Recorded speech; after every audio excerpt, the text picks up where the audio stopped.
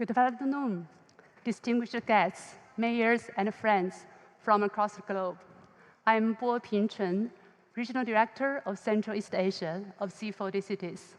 It is my great honor to welcome you to this special session at the C40 World Mayors Summit, the Cross-Region Urban Climate Cooperation Dialogue for Sustainable Development.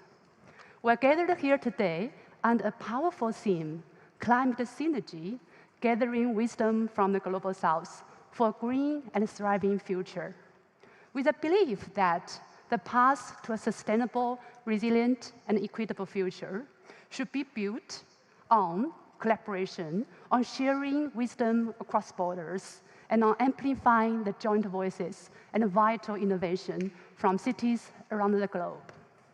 This dialogue is co-hosted by C40 Cities and the Chinese People's Association for Friendship with Foreign Countries, CPAFFC, a joint effort that itself reflects the very essence of cross-regional cooperation that we aim to discuss today. It is now my privilege to invite our distinguished keynote speakers to set the stage for our dialogue.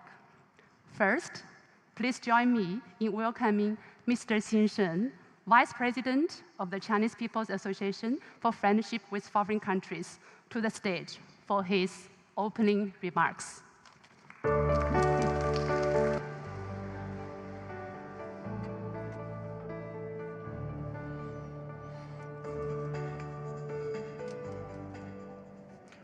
Distinguished guests, ladies and gentlemen, it is a great pleasure to gather with you all in beautiful Brazil on the eve of the 30th conference of the parties to the United Nations Framework Convention on Climate Change, to jointly launch the first global dialogue on sustainable urban development. First of all, on behalf of the Chinese People's Association for Friendship with Foreign Countries, I would like to extend a warm welcome to all the distinguished guests who have traveled this far and express my sincere gratitude to the C40 City Climate Leadership Group, which has worked alongside with us to build its platform. The CPAFFC has been deeply involved in people-to-people diplomacy for 70 years, always taking it as its mission to enhance friendship between people and promote international cooperations, serving a people-to-people bond connecting China and the world. As a non-governmental organization enjoying full consultative status with the UN Economic and Social Council, we actively participate in UN affairs, committed to build bridges for people-to-people exchanges, pragmatic cooperation, culture exchanges, and youth friendship, and promote exchanges and cooperation between Chinese and foreign countries and cities in areas such as economic and trade, culture, and especially sustainable development. The CPAFFC is also responsible for guiding and coordinating the development and establishment of sister cities relationships between China and foreign countries. As of September 2025, China has established 3,132 pairs of sister cities relationships with 102 countries. Climate change is not only an environmental issue, but also a global governance challenge requiring international solidarity and cooperation. I will initiate a global sustainable development dialogue planned to help annually during the COP conferences, focusing on relevant topics and discussion related to the COP conference theme. The aim is to build a platform for dialogue and exchange between Chinese cities and other cities worldwide, gathering global voice, sharing global experience, focusing on the global futures, and addressing global challenges. Here, I would like to offer 3 suggestions. First, we should build a global consensus through multilateral dialogue. Chinese cities are both active participationists and proactive innovators in climate actions. The large-scale application of new energy sources, the continuous advancement of new energy saving and carbon reduction measures, and emergence of new green and environmentally friendly technologies are happening daily in different Chinese cities. We are willing to use this platform to share the experience and practices of Chinese cities, while humbly learning from the innovative practice of the other cities to promote global climate governance towards a equitable, inclusive, and human-friendly direction and to make global consensus and crucial support for building a community with a shared future for mankind. Second, we should promote common development through pragmatic cooperation. We should implement more sustainable development projects that benefit people's livelihood, support green urban development, and celebrate the implementation of the UN 2030 Agenda for Sustainable Development. Today, we will officially release the framework for action on climate cooperation between Chinese and foreign cities under the Sister City mechanism with C40, promote and strengthening cooperation between China and its international sister cities in key areas such of climate action. We welcome activities participation from Chinese and foreign cities. Third, we should empower young people to co-create the future of the world. We should build more bridges to encourage young people around the world to actively participate in global governance practice, support them in leveraging their strengths in technological innovation and international cooperation.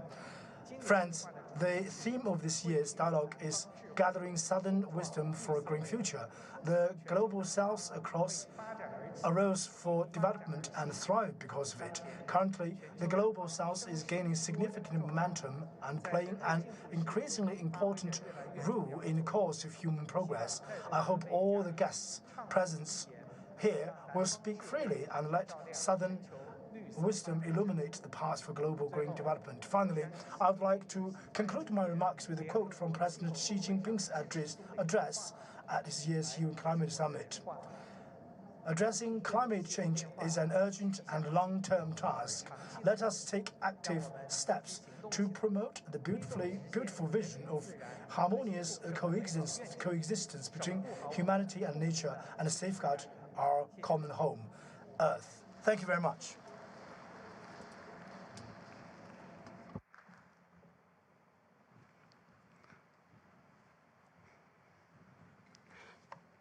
Thank you, Vice President Shen, for connecting China with the world, and also for the connection on climate. Our next speaker is also connecting the world for climate, and also for the agreement on climate. Let's welcome Mr. Sylvan Hart, Special Advisor to the UN Secretary General and Assistant Secretary General for Climate Action.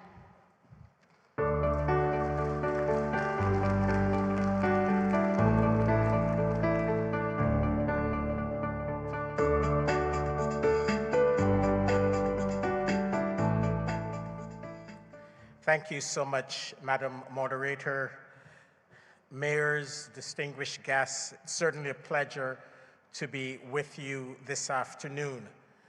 This year marks the 10th anniversary of the Paris Agreement. And we've made significant progress in the 10 years since this historic agreement was adopted. The reality is that 10 years ago, the world was heading towards 4 degrees Celsius of warming. In each successive round of indices every 5 years, we've seen the emissions long-term projection, that emission curve bend in the right direction. We've also seen the renewables revolution accelerate over the course of the last decade. And as I said this morning, 10 years ago, it took 1 week to deploy 1 gigawatt of solar. This year, 1 gigawatt of solar will be deployed every 12 hours. 10 years ago, we were speaking in terms of weeks in deployment of solar. Now we're speaking in terms of hours. The reality is that cities stand on the front lines of the climate crisis, but they're also at the forefront of a new climate economy. But despite the remarkable progress that we've made since Paris on renewables, emerging economies and developing countries outside of China are being locked out of the clean energy revolution. According to the International Energy Agency, 4 out of every $5 invested in clean energy since Paris has been invested in the advanced economies and China, with a mere $1 out of every $5 going to countries representing 2/3 of the world's population. Don't get me wrong, this is not China's fault by any stretch of the imagination. Nowhere is this disparity more stark than in Africa, a continent with 60% of the world's best solar potential, 30% of the critical energy transition minerals needed for the renewables revolution, and a continent brimming with vast hydro and geothermal resources. Yet last year, Africa attracted a mere 2% of clean energy investments, and 600 million Africans still lack access to electricity. This is the injustice of our time, but also the opportunity of a generation. The global South has the resources, the markets, the people, and the solutions to thrive. What is desperately needed is international solidarity and cooperation to turn this potential into reality. And the barriers and the challenges are well known, but they're also not insurmountable. First, developing countries need access to affordable finance. The cost of capital for clean energy investments in developing countries could be as much as 2 to 3 times higher than in the advanced economies. And second, policy and regulatory uncertainty continues to undermine the pace of the transition in many developing countries. Delivering a clean energy transition requires comprehensive energy transition plans that ensure development priorities and imperatives are consistent and aligned with national climate goals. South-South cooperation has a critical role to play in helping developing countries address both of these challenges. Developing countries can learn from each other how to build a pro-climate economy that decouples emissions growth from economic growth and sustainable development. Developing countries can learn from each other how climate action and sustainable development are two sides of the same coin. Climate action delivers clean jobs, it delivers clean air, jobs, energy security, and economic growth.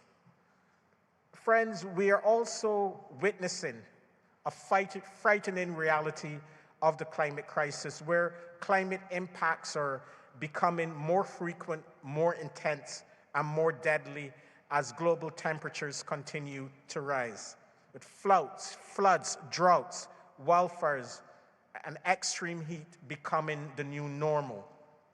Developing countries who have contributed the least to this crisis are the most severely impacted, and they have the least capacities and capabilities to protect their people and infrastructure. 6 out of every 10 persons in Africa lack access to an effective multi-hazard early warning system. And the small island developing states and the least developed countries also lack access to effective early warning systems. And financing for adaptation and resilience remains a mere fraction of what is deployed for mitigation. And we know developed countries, they must continue to lead on the provision of adaptation support for developing countries. But again, developing countries can also learn from each other on deploying many of the solutions to protect their people and to build resilience to climate impacts.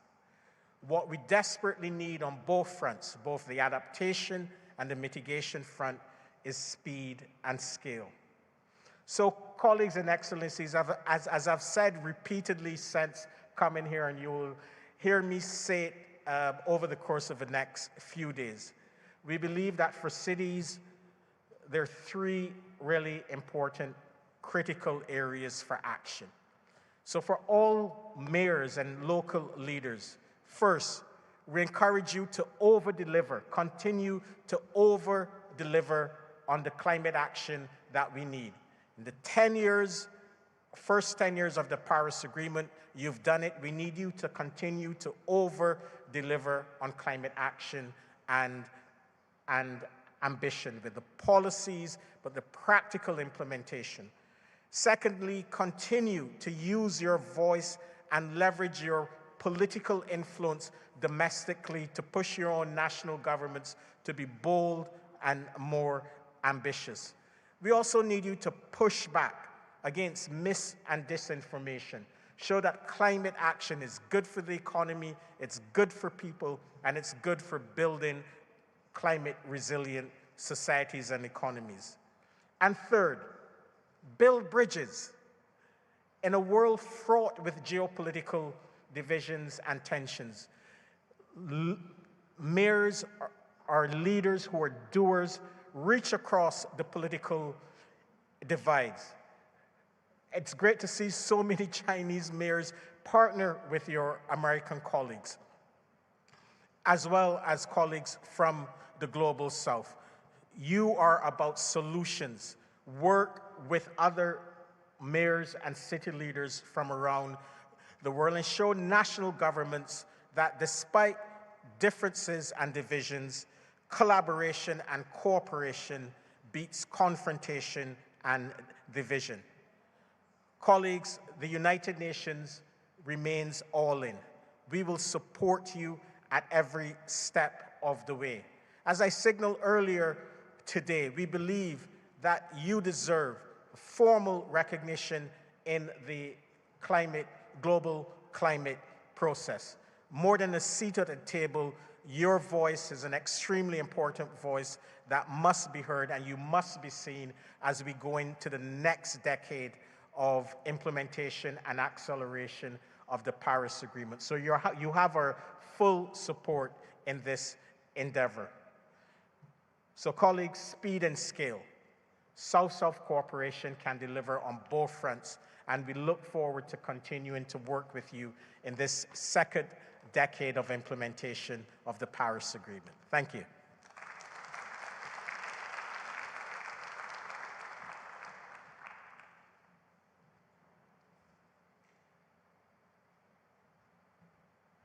Thank you, Assistant Secretary General Hart, for your powerful message on the achievement, on the challenges, on the opportunities, and on the call for international solidarity for climate, and on the vital role that the cities can play.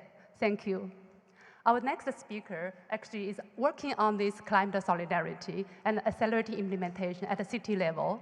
Let's welcome Executive Director of C40 Cities, Mr. Mark Wards, for his opening for this special session.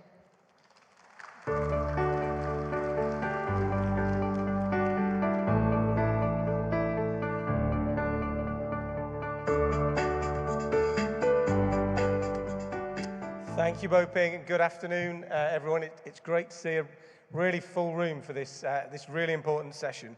And I'd first like to extend a warm welcome to all of you. It's a real pleasure for us at C40 to be hosting this session together with the Chinese People's Association for Friendship with Foreign Countries as part of this World Mayors Summit.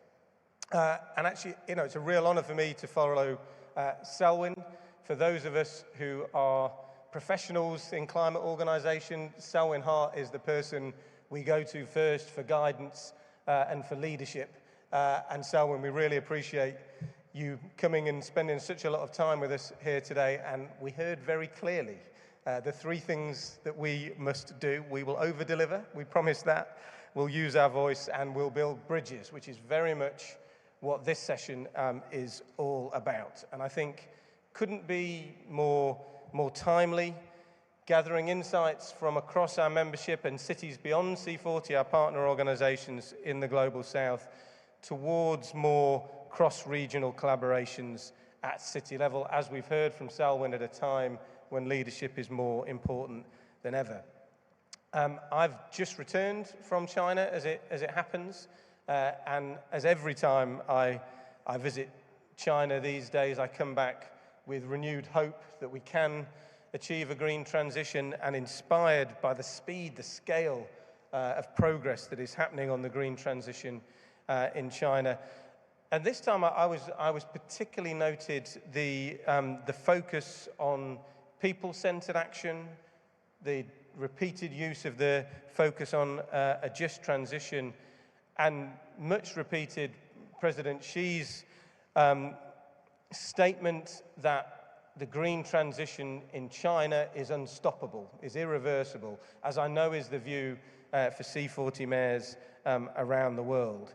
And a real opportunity not just to prevent something really bad happening, climate breakdown getting worse, but to create huge opportunities for people everywhere to thrive. And we're increasingly seeing that kind of approach of positioning around the green transition being the vehicle for new development opportunities in cities across C40. Here in Latin America, for example, we've seen huge leadership following, in this case, where China led first on electric buses. Now 6,000 electric buses procured in the last 6 years, creating a market that didn't exist before. There's a program in C40 called the Zero Emission Bus Rapid Deployment Accelerator, ZEBRA, but it was a program that when it started, the traditional suppliers of buses into this region from Europe and North America said they weren't ready to be supplying electric vehicles for another decade. And the mayors here were not interested in that level of delay, and instead went out and worked through C40 and others to change that situation. And China was a tremendous partner in helping us achieve that, and of course is also a real leader on clean energy. The amount of wind and solar power under construction in China, nearly twice the rest of the world combined, is a statistic I'm sure we're going to hear a lot today. So we're going to, in the session this afternoon, we are going to be sharing the latest success stories from our Chinese cities, alongside the Chinese National Center for Climate Change Strategy and International Cooperation. I'm really looking forward to hearing about all the achievements in China and in all the other cities represented here that I don't know about currently.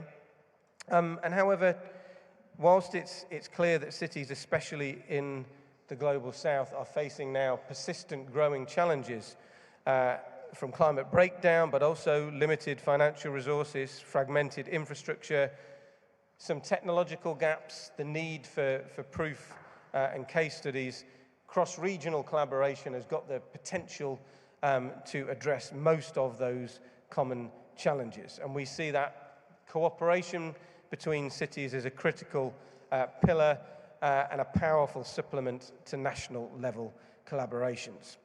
As we've just heard, indeed, from Vice President Shen Jin. One example of that from our work has been the recently convened China-Africa Climate Cooperation Project. In this example, Addis Ababa in Ethiopia was keen to replace diesel generators that are the backup for a grid that's unreliable with solar power.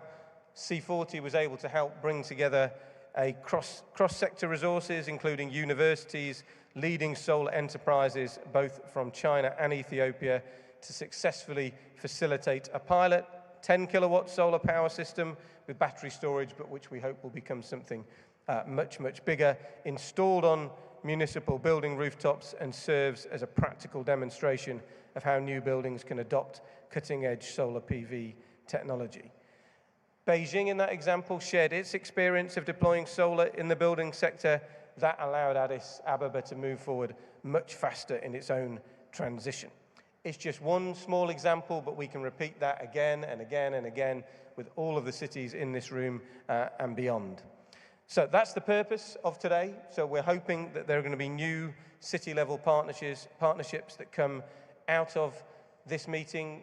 C40, we're at just under 100 megacity network. We hope though to be able to work with cities considerably beyond that network, and I'm looking forward to hearing more about on-the-ground progress, the real needs for collaboration, and really thrilled to be later launching the C40 CPA FFC Action Framework for Deepening China International Sister City Climate Cooperation, which I hope is going to be a vehicle for lots of great work to come. So thank you very much, and looking forward to the rest of the session.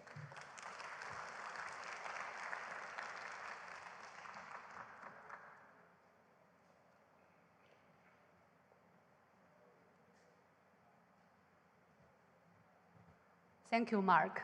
Thank you for sharing with us the opportunities that climate actions are bringing to us from cities in China and across the world. Next, we're honored to have a warm welcome from a diplomatic envoy to our host city, Rio. Please put your hands together for Her Excellency Ms. Min Tian, Consul General of the Chinese Consulate General in Rio de Janeiro.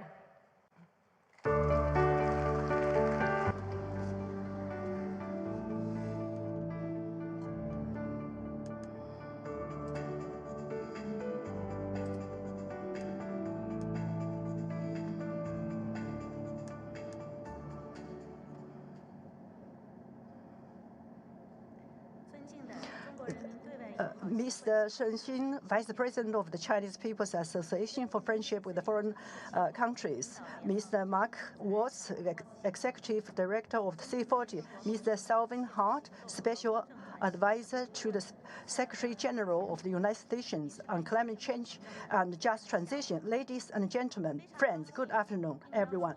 I am delighted to be invited to attend the Global Urban Sustainable Development Dialogue Forum and to discuss urban climate change and cooperation with the representatives from the Global South countries on behalf of the Consulate General of China in Rio. I extend a warm welcome to the delegations from China, Latin America, Asia, Africa, and other countries. Currently, the world is undergoing rapid exchanges with global challenges such as geopolitical conflicts, climate crisis, energy transition emerging on one another. Some major powers are keen on unilateralism, recklessly withdrawing from international agreements and severely impacting international rules and order. The world needs unity and cooperation more than ever before. This year marks the 10th anniversary of the Paris Agreement, and COP30 is about to take place. Global action, climate action has entered a crucial stage, and international cooperation among cities is becoming an important force in promoting sustainable development. Today's dialogue themed Gathering Southern Wisdom, Creating a Clean Future is significant in helping cities in the Global South accelerating their green energy transition, address the climate change crisis, and promote sustainable development by sharing green development experiences and strengthening technological exchanges and cooperation. Ladies and gentlemen and friends, China has always been an active advocate and pragmatic practitioner of South-to-South cooperation in addressing climate change. At the Leaders' Summit on Climate and Just Transition, President Xi emphasized that China will strengthen South-to-South cooperation through concrete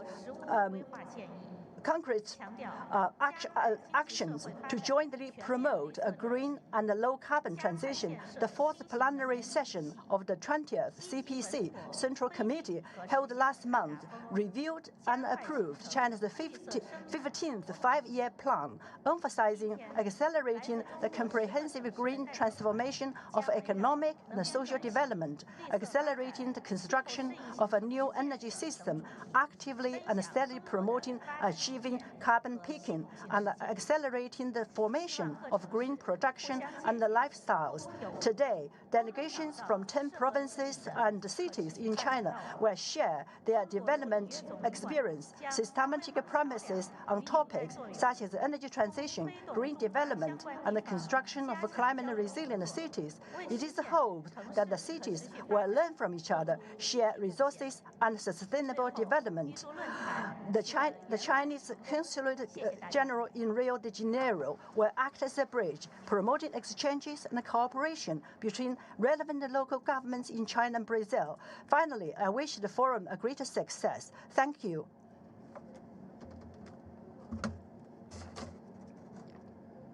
Thank you, Consul General Tian, for your message on the urgency of climate, on climate collaboration.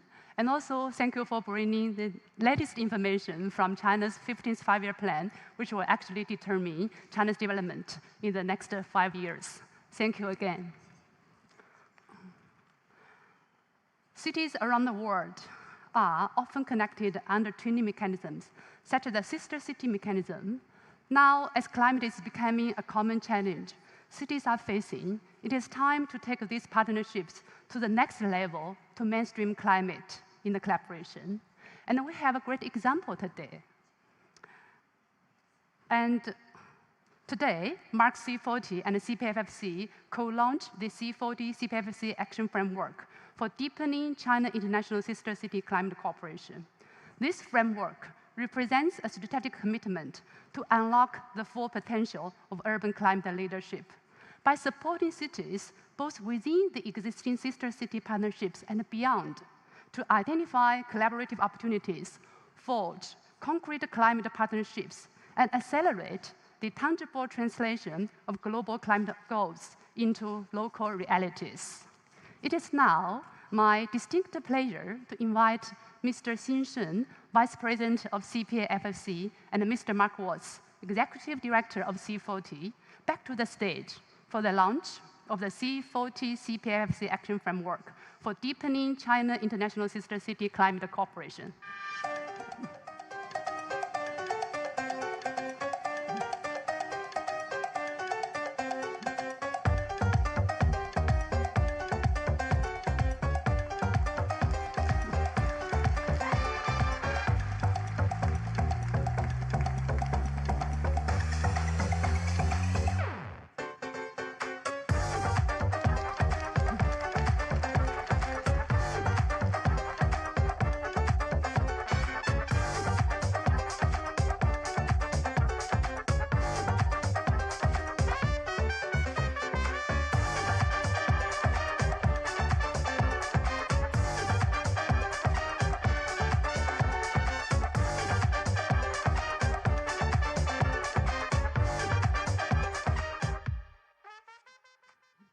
To commemorate this valuable moment and celebrate the collective leadership driving urban climate cooperation forward, we need a group photo.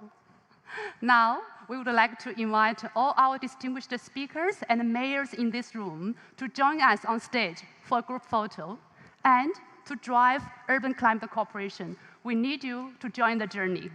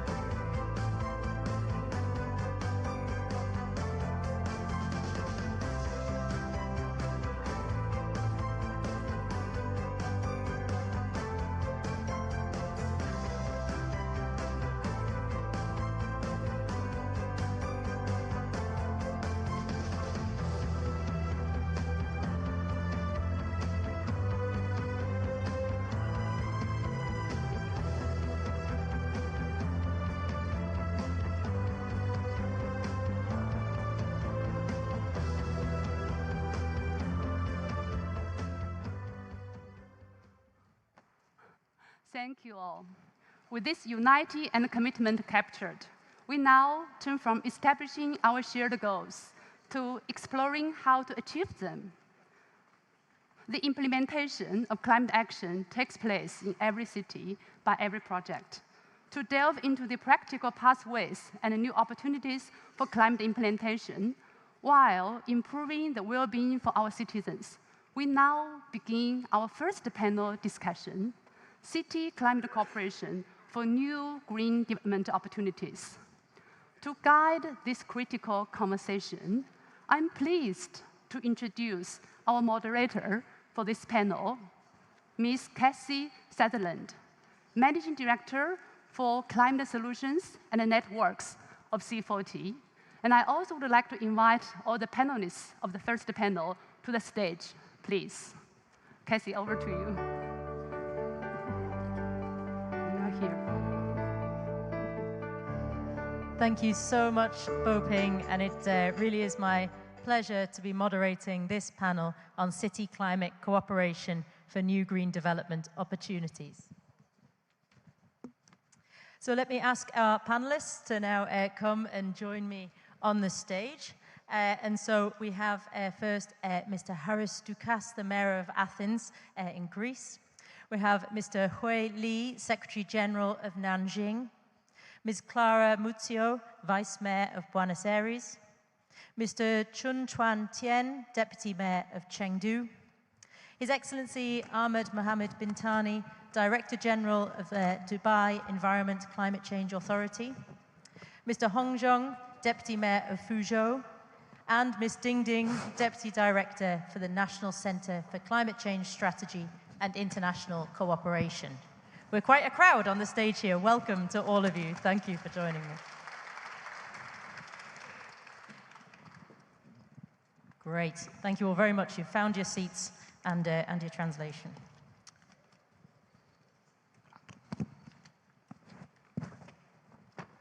So maybe just before we get started today, I just want to welcome you all and say good afternoon to the distinguished guests, colleagues, and friends here today. It really is my great honor to welcome you all to this panel and all of the speakers onto the stage. My name is Cassie, and I'm the Managing Director for Climate Solutions and Networks at the C40 Cities. And with COP30 approaching, we know that the transition from global climate goals to local implementation has never been more urgent. In fact, it's been our common theme for this morning and this afternoon already. And cities are at the heart of this transition, not only as emitters, but as innovators, implementers, and engines of green transformation. And around the world, we see cities setting ambitious targets and following up with decisive action. And it's these efforts that have shown us that climate action is far more than a necessity. In fact, it's an opportunity. And I think you'll really hear as a theme of the discussion today the multiple benefits that climate action is delivering, from stimulating economic growth, enhancing social equity, and protecting our environment. So you've heard enough from me, and we have all of these amazing speakers that I'd like to turn to, and who are going to spend the next few minutes with us to share their experiences and insights on how climate action is already driving green growth in their cities, and how cooperation and moments like this can help take this even further. So I'd like to raise the first question to the city leaders on our panel.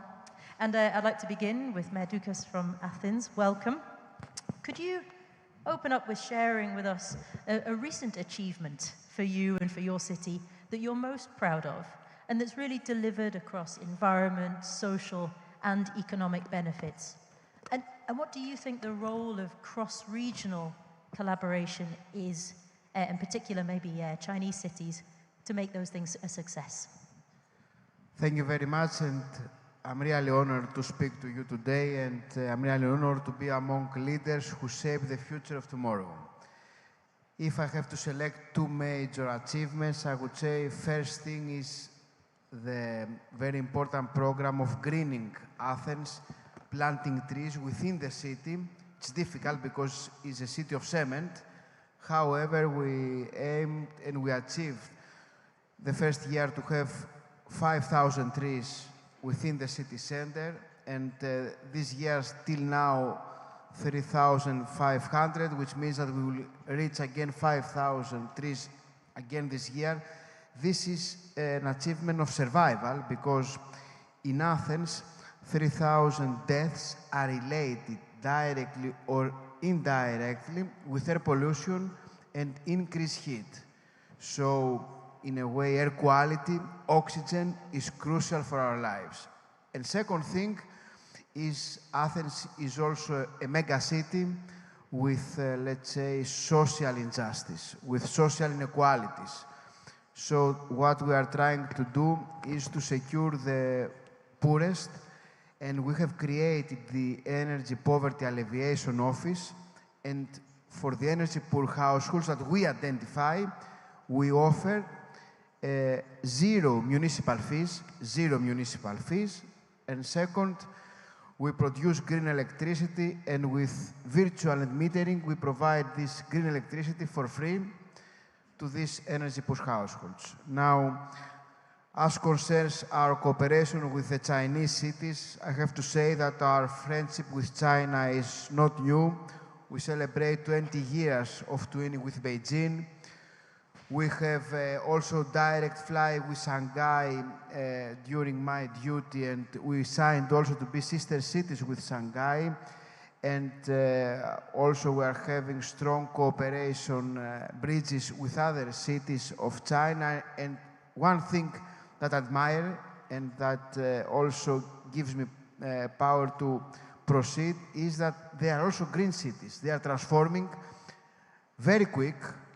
In fact, I was impressed how quick was the transformation from fog to greening and to air quality. And second thing, and this is what we are doing also in Athens, and second thing that was really impressive, and we are in continuous communication, was electric mobility. So electric vehicles, electric buses, and we are working in this respect in mutual cooperation to have such, let's say, equipment and such best practices also in Athens. Thank you so much for sharing that, Medoukas. I think that real kind of power of the actions that are seen as nice to have, you know, greening of our city and the importance of greening, but really the problem that it's solving as well. This problem you have of poor air quality, of heat and deaths that are coming from that. So really that greening is working hard in your city. And also, as you say, we're really seeing that being promoted across a number of Chinese cities. Thank you so much for sharing.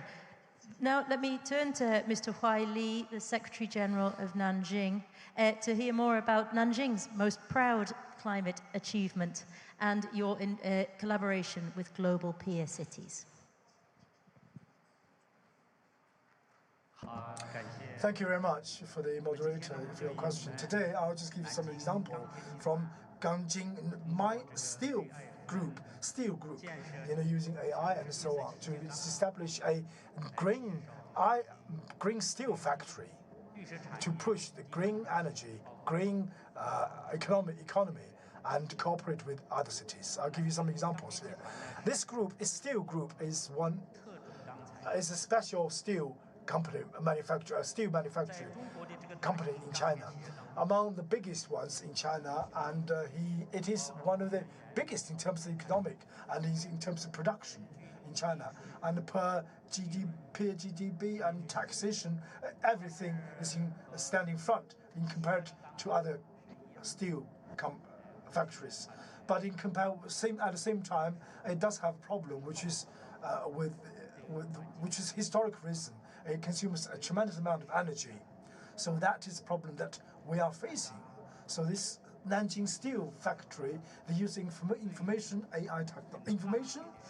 and AI technology to monitor the process of the steel manufacturing, digitalize the whole process, and it achieved a great deal. Not only reduced the great amount of energy consumption, and also produce economic development as well. So that's a great example in terms of energy transition. So using AI, achieved 3 different objects. One is the very effective production, and the product itself and the research and development cost have reduced by 20%, and the circle of research and development is reduced by 30%, and the quality of the product is 2% higher, and the delivery time is reduced by 10%. So these are the figures that I can give you.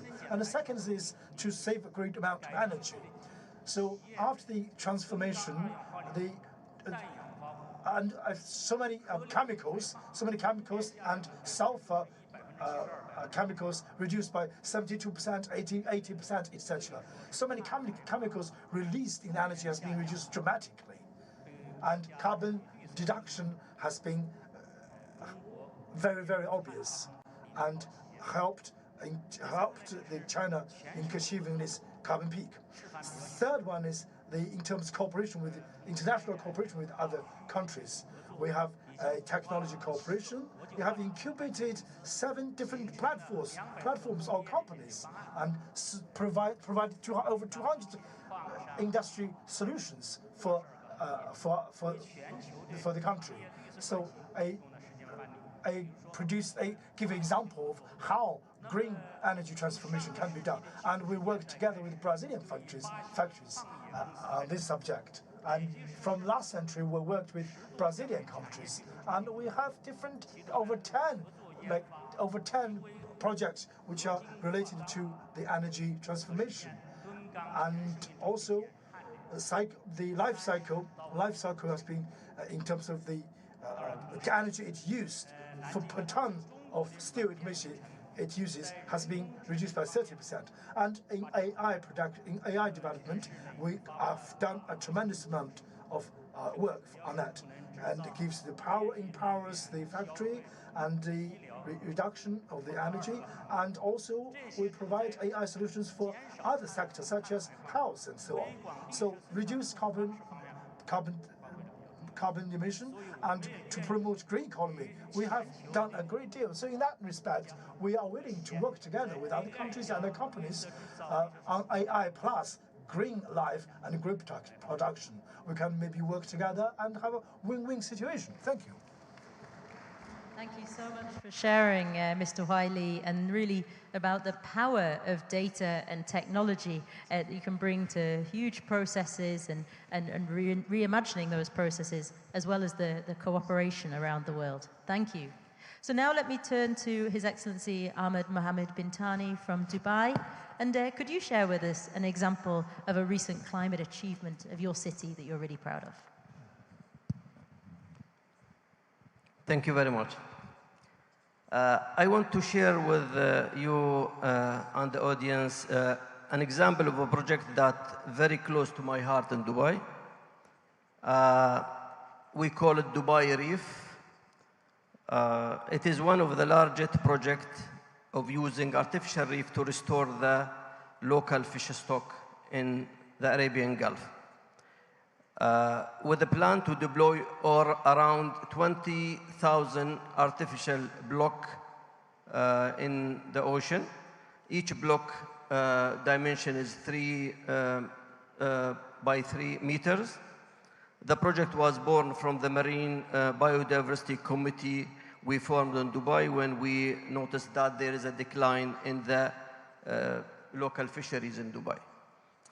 The motivation was both environment but also social, because the fishing is a traditional Emirati profession, and while we don't rely on it heavily anymore, it still has a social place in Emirati culture, and fishermen are highly respected and considered to be very important. This participates also in food security and tourism, part of it. In response of the decline, we thought of using artificial reef and started of a pilot project. We noticed that the fish stock increased by 8 times compared before we deployed these artificial reef. We use the cooperation with the private sector. It is a big project. It is covering around 600 square kilometers. And as I said, it's 20,000 block. So there is a coalition between the Dubai Economic and Tourism Authority as well as Dubai Chamber to gather all the private sector. So far, we have funded 75% of the project with a total of 210 million dirhams.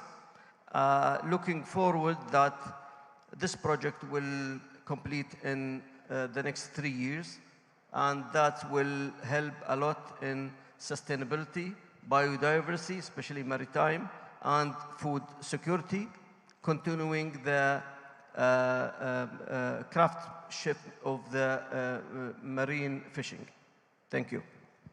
Thank you so much for sharing that wonderful example. Yes, thank you very much. Of really, as you say, an industry that was being damaged from changing climate as well, but also so many benefits coming from that. The importance of tourism, as well as industry and jobs, and the kind of wide-ranging benefits. Thank you very much. Really very interesting.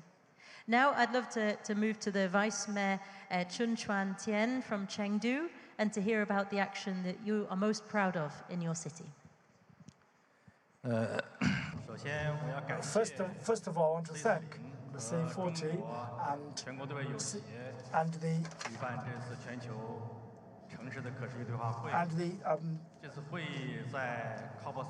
CPA FFC to host this meeting. And this meeting opens at the eve of the COP30, and it's a very important junction for our lives, and a very important moment, gives us a very good platform. And Mr. Shen Xing, the Deputy Director, just mentioned earlier that three promotions, that his 3 ideas that he wants us to do. Well, Chengdu will be doing what Mr. Shen was advocating, like work together on green energy, work together with other countries, and to take this opportunity, I want to promote and explain what Chengdu has been doing. Where is Chengdu? Because I have a feeling that not everybody knows where Chengdu is, or what is Chengdu. I want to give you 4 numbers.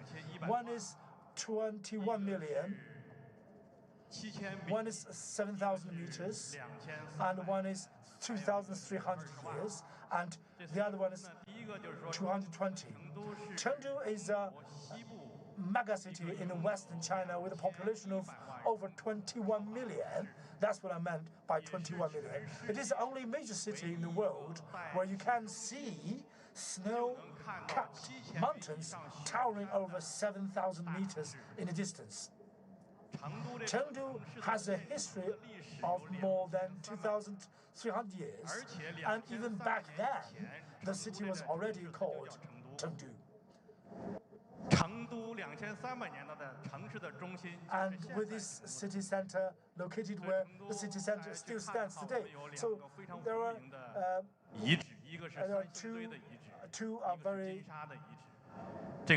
two very, very famous historical sites in China, Sanxingdui and Jingsha. And also it's a hometown of great panda, and also great food was produced in Chengdu. In Chengdu, there are over 200,000 restaurants in Chengdu. So if you like nice food, you like spicy food, please do go to there. So when I mentioned earlier, there's a city of gastronomy, and also Sanxingdui and Jingsha. And also, I want to, as a megacity, Chengdu has long been committed to building a low-carbon urban environment and transitioning to clean energy. So, which is about 1,000 years ago, a famous poet in Tainan State called Du Fu wrote in Chengdu. So he said, "My window frames the eternal snow western mountains." This is what he described Chengdu. In Chengdu, there is a Du Fu's hometown, where he used to live. His poet used to live. But for a long time, we noticed that air pollution made people forget that Chengdu was a city where you could look out and see snowy peaks. So maybe one of the reasons because air pollution. So starting 2013, China intensified its efforts to tackle air pollution. Chengdu, of course, also took quicker steps to reduce emissions, cut carbon, and shift to clean energy. Over the past 10 years, the city has phased out about 1,876 coal-fired boilers, eliminating all such boilers except those in power plants. So this has cut carbon dioxide emission by about 2.79 million tons per year. Chengdu also promoted the use of 1.15 million new energy vehicles, which now makes up 15.8% of all vehicles in the city. So this is a huge amount, because Chengdu is a city has the most cars in China. So this is a 15.8% is a great number. So through the works that we've done, by 2024, non-fossil fuels accounted for more than 45% of Chengdu's energy consumption, and nearly 80% of electricity came from renewable sources like hydropower and solar. This is a great number once again. The city per capita carbon emission are now below 3 tons of CO2.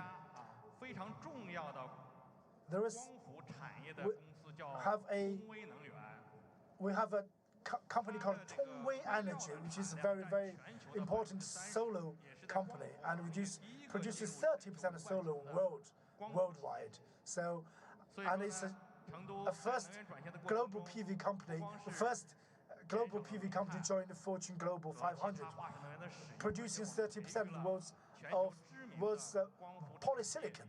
That is a real contribution to global climate action. At the same time, as part of Park City initiatives, we built more than 1,500 parks, over 9,000 kilometers of greenways, and also forecast forest coverage has reached 40.5%, and our Urban Green Heart project has won the World Green City Award. Thanks to those efforts, Chengdu's air quality has improved dramatically compared to 10 years ago. In 2024, the PM2.5 concentration was 45% lower than that of 2015. And the number of days when snow-capped mountains were visible from the city reached a record of 62 days. This year, that number was already hit 71, which is an all-time high. This is nearly unheard of, which will breach another record. So better air qualities has greatly improved the quality of life for residents and boosted the city's industrial competitiveness. Residents from Chengdu will take the picture of snowy mountain and share with their friends and so on the social platforms. So they are trying to show what they've done, what pictures they've taken of the snow mountain. Every resident in Chengdu is doing just that. So yeah, I'm very delighted. Watts and also Mr. Shen, they are delighted. They have launched a new framework. So this is a wonderful initiative. We look forward to deepen our partnership with the cities in the world in terms of clean energy. I welcome every one of you to see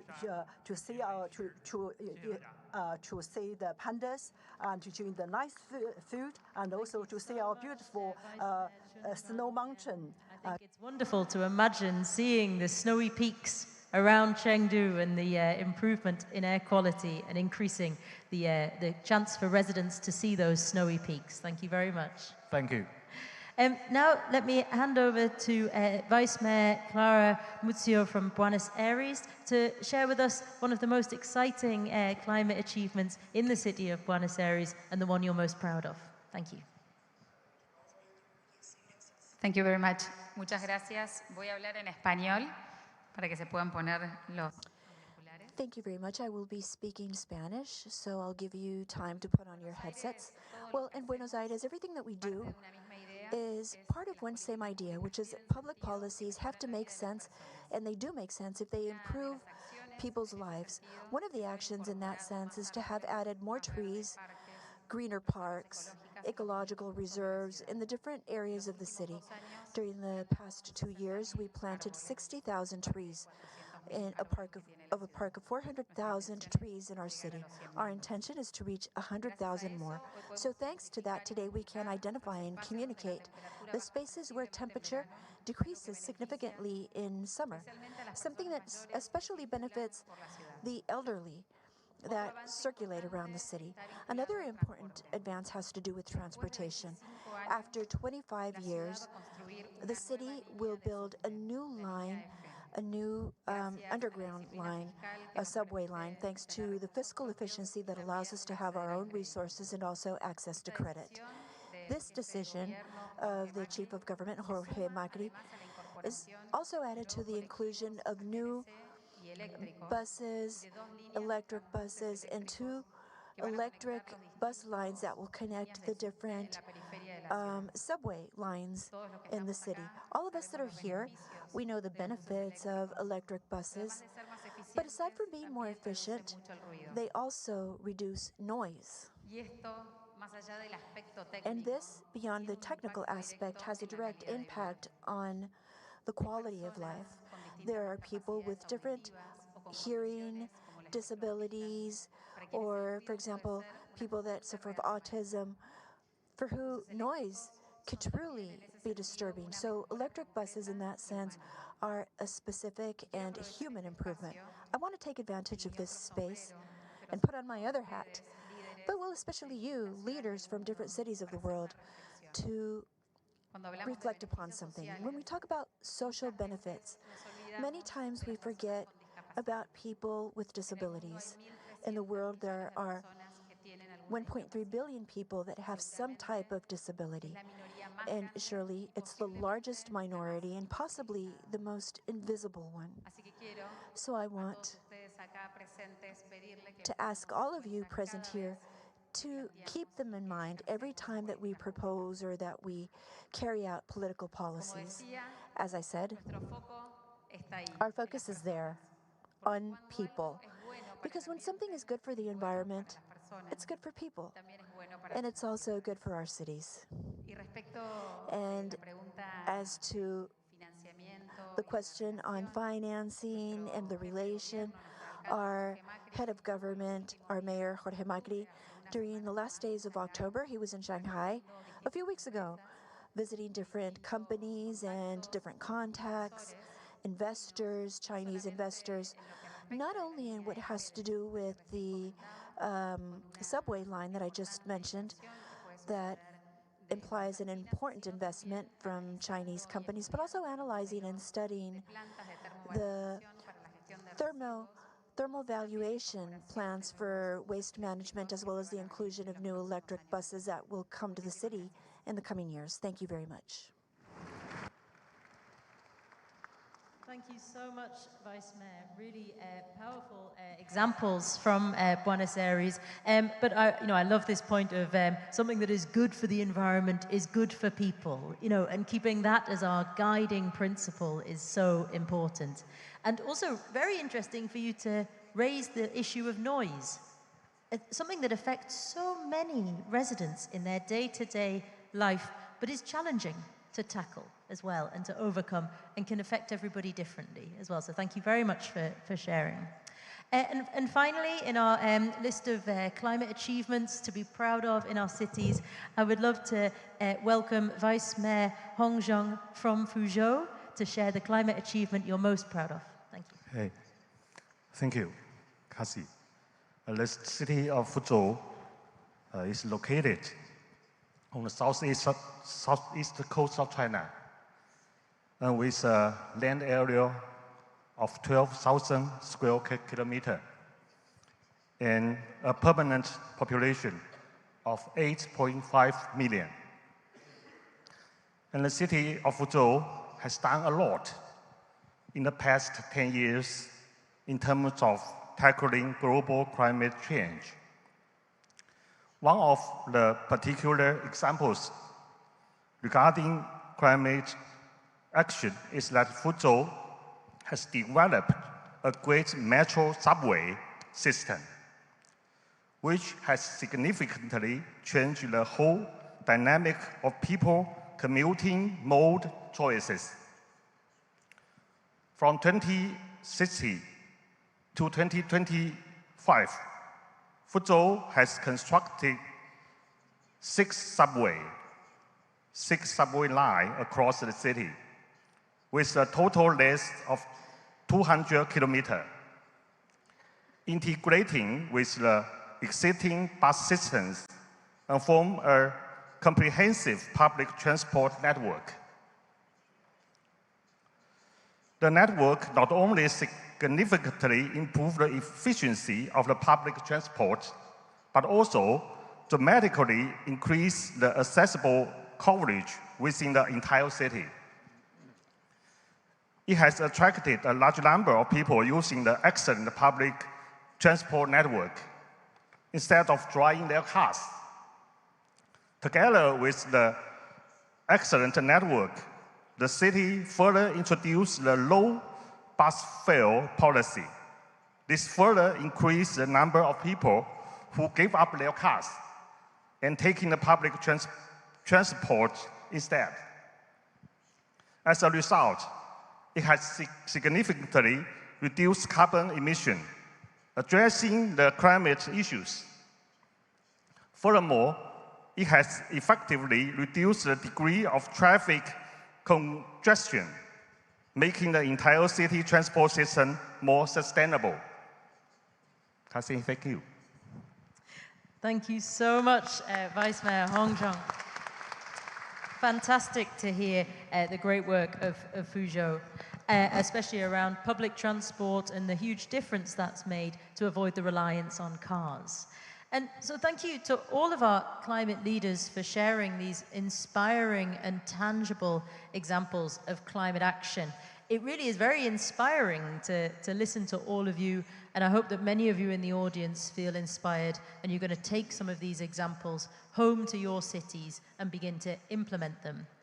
We've heard everything from the importance of public transport to electric mobility, to embedding AI and data into industrial processes, green spaces and trees, and the wider benefits on environment and health, as well as the promotion of fishing and biodiversity. So what an incredible range to really be able to listen to. So thank you. And to help us synthesize these experiences and think strategically about how we take them and scale their impact even further, I'm honored to welcome Ms. Ding Ding, Deputy Director of the National Centre for Climate Change Strategy and International Cooperation. Ms. Ding, listening to all of these fantastic achievements, what are your recommendations to urban leaders seeking to unlock the full potential of green development through city-level collaboration? Thank you. 谢谢主持人。我想我们今天汇聚于此的共识就是气候变化。那么的话，we gather here with a fundamental understanding. The climate crisis knows no borders, no small years with high walls can hold back the tide of green transition. Yet, the speed and the skill of our actions remain the most pressing challenge. Cities, as key links between policy and daily life, should serve as bridges to break down barriers and drive cooperation. Here are three suggestions. First, deepen city policy dialogue to promote the implementation of best practices. COP30 is a critical moment to shift towards implementation. It must demonstrate economy-wide transformation and inspire broad societal participation. City policymakers should enhance dialogue on policy mechanisms, incentives, financial instruments. This will guide businesses and financial institutions to channel funds into green transition. Secondly, promote mutual recognition of standards to facilitate the flow of green technologies. We should vigorously advance the alignment of technological standards in areas like green building, means green transport and infrastructure. Cooperation cities should be encouraged to integrate green technologies into their planning and regulations. Thirdly, ensure a just transition that benefits all communities, especially in developing countries. We must prioritize cooperation initiatives and needs from the global south.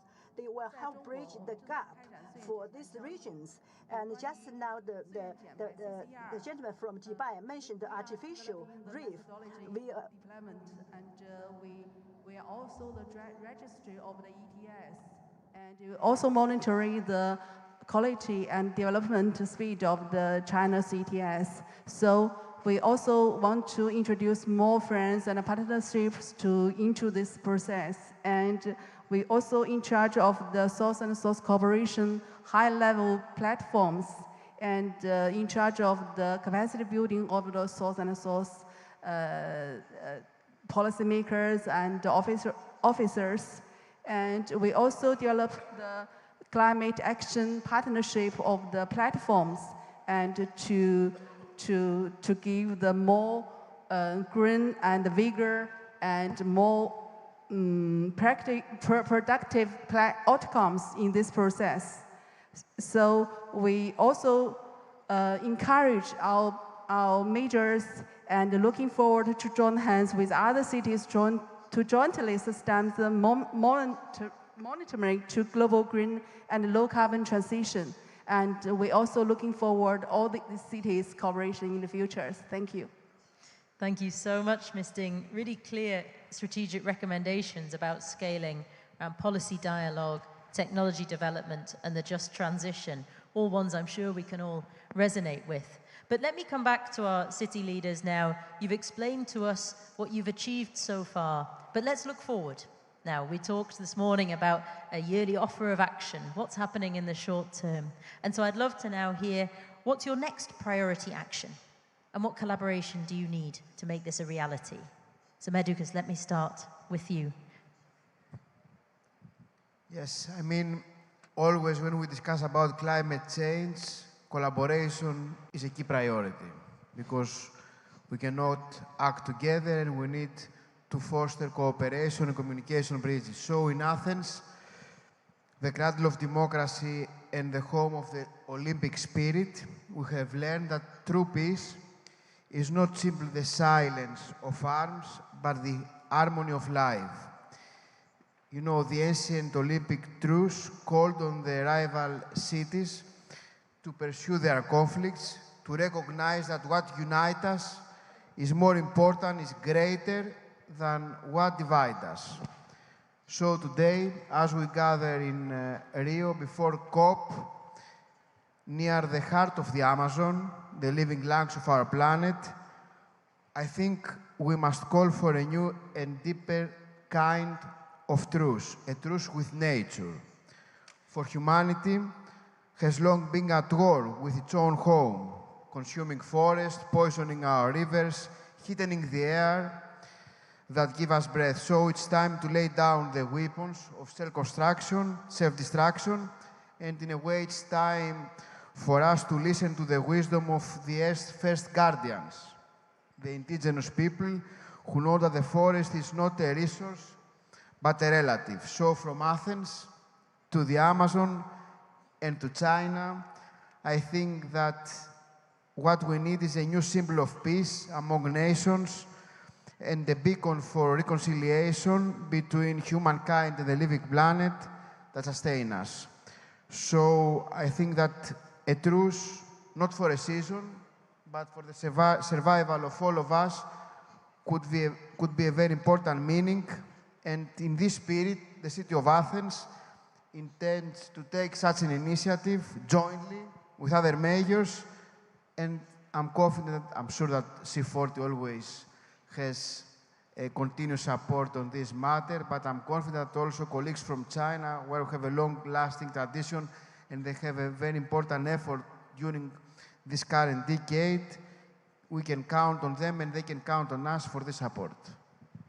Thank you so much, Mayor Dugas, about really a truce for nature. Very, very powerful there. And I'm sure many people will want to talk to you about that after this session to learn more. Now, please let me hand to Mr. Hui Li from Nanjing about your next priority action.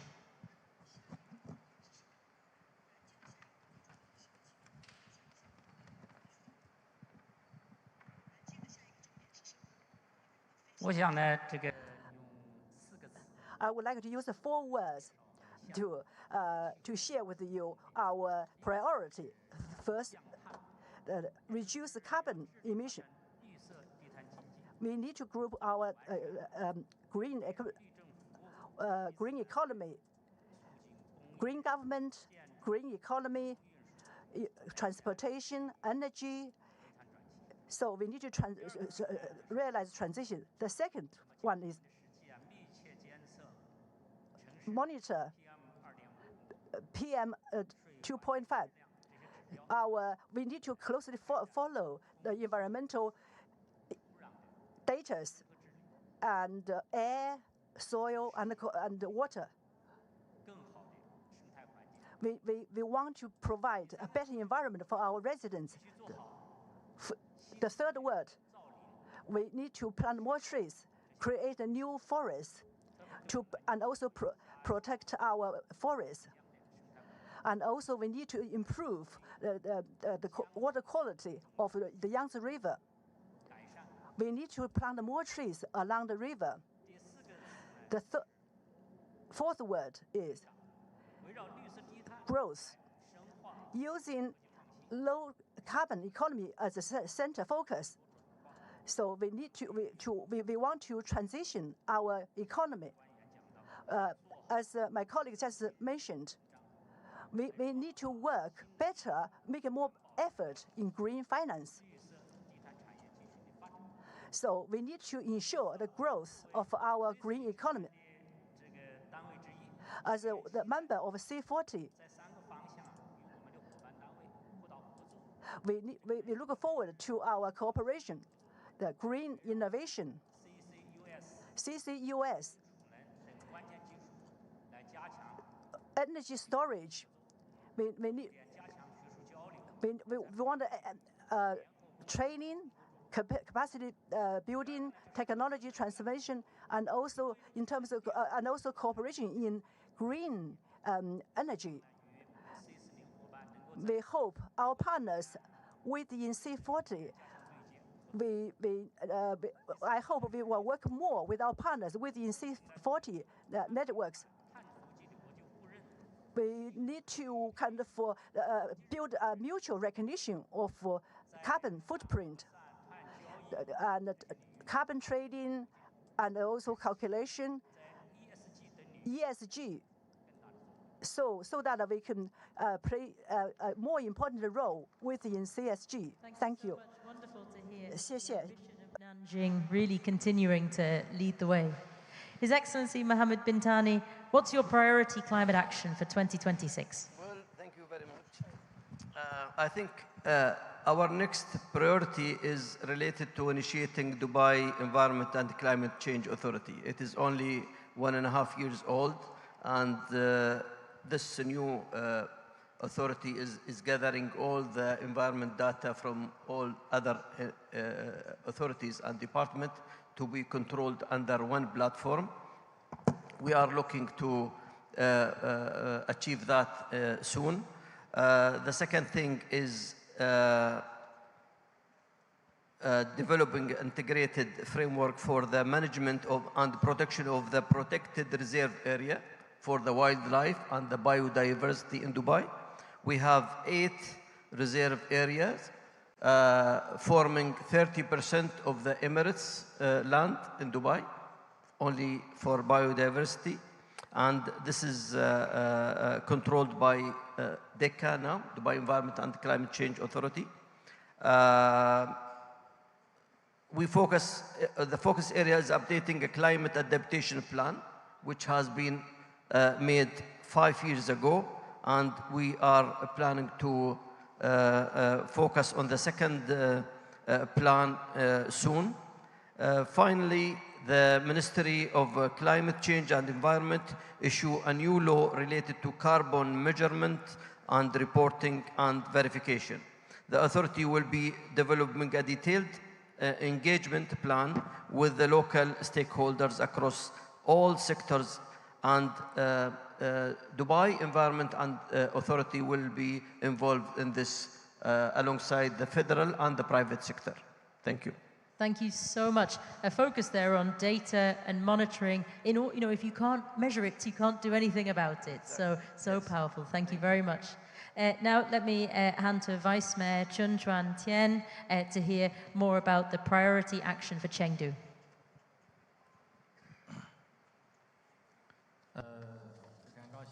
It is a pleasure to share with you all about the future of Chengdu, what our plans are. As we all know, China promised to reach carbon peak in 2030, and Chengdu is one of the pioneer cities in China, and we will try to reach our carbon peak plan for 2030, and also adaptation plan that how Chengdu as a city will be doing.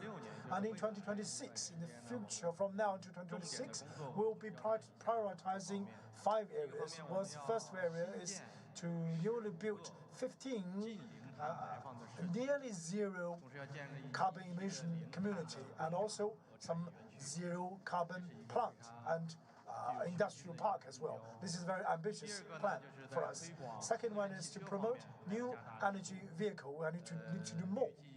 And I hope that next year we'll have 200,000 more new energy vehicles on the road, and at least to get rid of the 50,000 old high emission vehicles, taking them off the street in the next year or so. So when it comes to transportation, we'll be doing a great deal more. Third one is that we'll have a new cool city. And this morning we have a co-chair of the mayor from Freetown. She mentioned about cool city plan, and Chengdu is trying to do the same.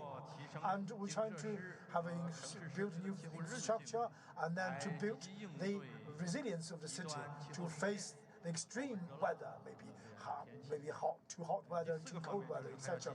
And the fourth one is to enhance the ecological structure and urban sort of ecological protection. I just mentioned that there are over 10,000 or nearly 10,000 greenways. And in the next year, we'll build 600 more kilometers. And also eco-protection, we need to do more. I'll give you some examples.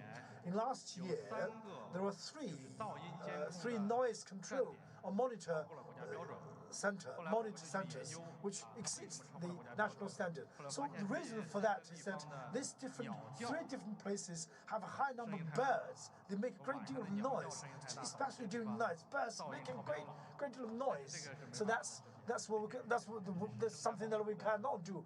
We have to protect.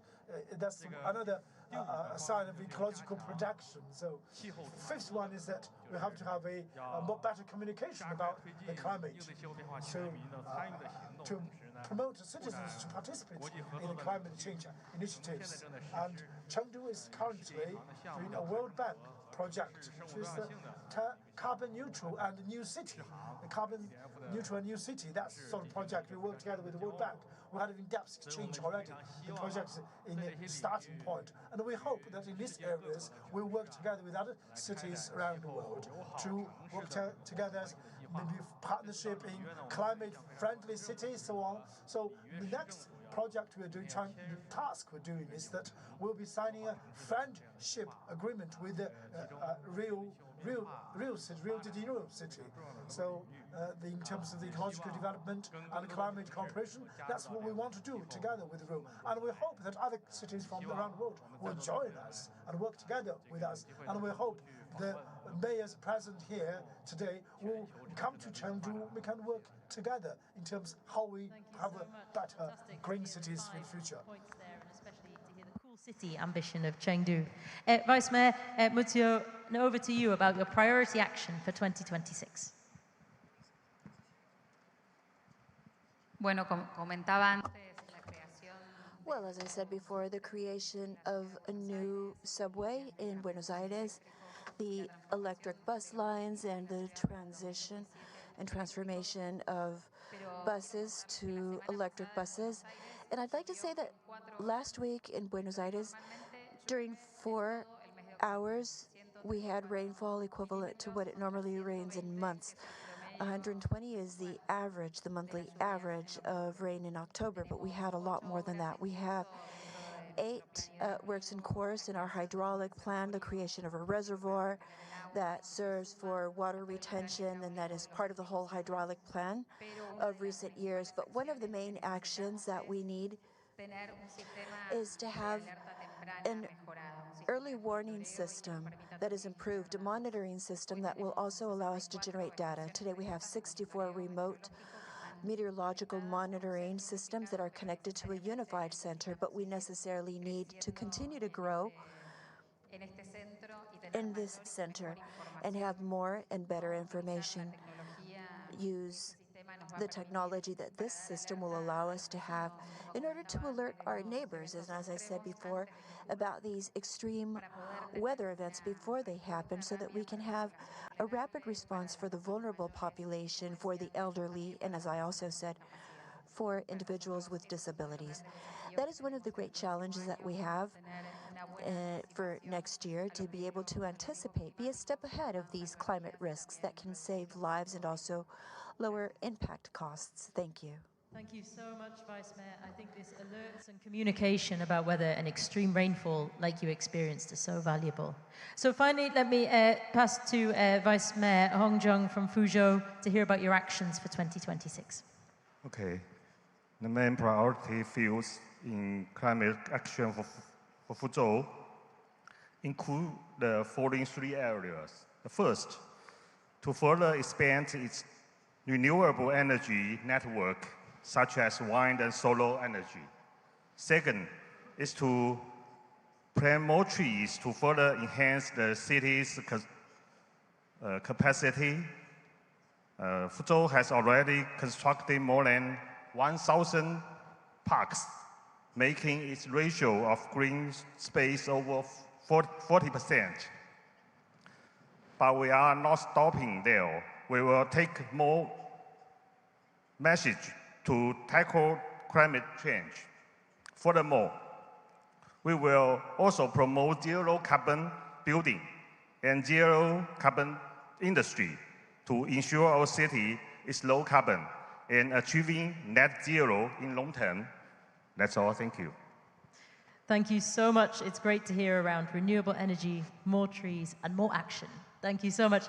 And with our last 2 minutes, Ms. Ding Ding, I would like to hand to you for a very important point, really about, I know there's a recent report the NCSC has developed in partnership with C40 around climate actions in C40 Chinese cities towards low carbon transition, sharing a green future. Could you very briefly just introduce this important report to us? 好，谢谢。非常荣幸能够介绍 Thank you. It's a pleasure to NCSN and C40 to work together on the China city climate cases. We have a green technology and transformation, and then to promote a change in the cities, change the tenacity of a city, to improve the tenacity of a city. We have different cases from Guangzhou, Shanghai, to make sure that low carbon is well promoted and well communicated, that we have to work all the resources should be rebalanced to this kind of projects. We went to Wuhan, Dalian, and cities, and then you have different new port, and then from offshore windmills and so on. All these constructions will be doing more. We have Hong Kong, Nanjing, Qingdao, and what the future development for this country, for these cities will be, and how to decarbon the industry within these cities. And at the same time to increase their economy at the same time. So when the city doing one is Chengdu and Hangzhou to improve the city's tenacity to how more to face extreme weathers, making them more safe. So this is the report. We have more depth research. For example, Hong Kong is an example, and Shenzhen is a green mobility example. and Beijing is an example of the low carbon, low emission. Shanghai is, when it comes to shipping, it is example for the rest of the country. So this blog we have give us a video to introduce what the report is about. And we will be showing that video later.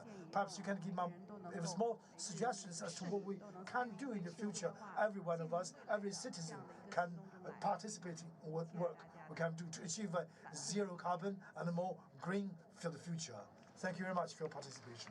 Thank you so much, Ms. Ding. We have a QR code for the report there, and we look forward to the video later. I'm now going to bring our discussion to a close, and I want to extend my sincere thanks to all of the panel today. It really has been inspiring listening to all of you, and I think we all take away an understanding of climate action being a multiplier for good. It can really deliver on many levels, and that collaboration is really the new currency of climate progress, and we've heard many examples of this today. I want to say thank you again to the speakers. Thank you all for being here and listening today. And I now will welcome you to join a 5-minute tea break and then return for the next sessions. Thank you very much.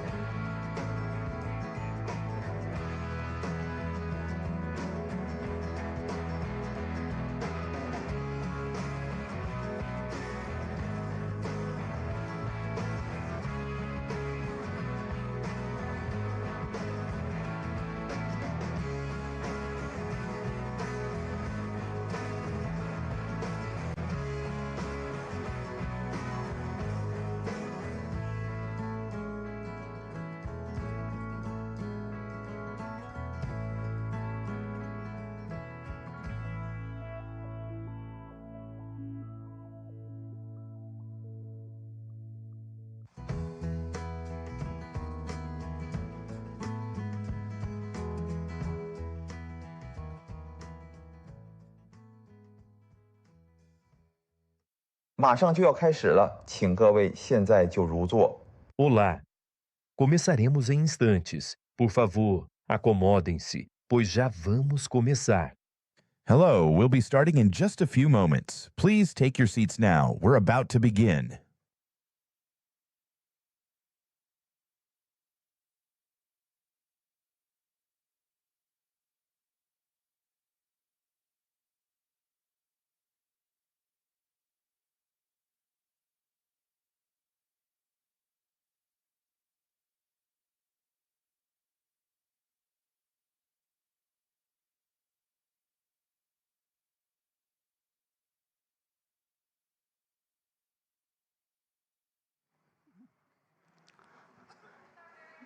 Ladies and gentlemen, welcome back.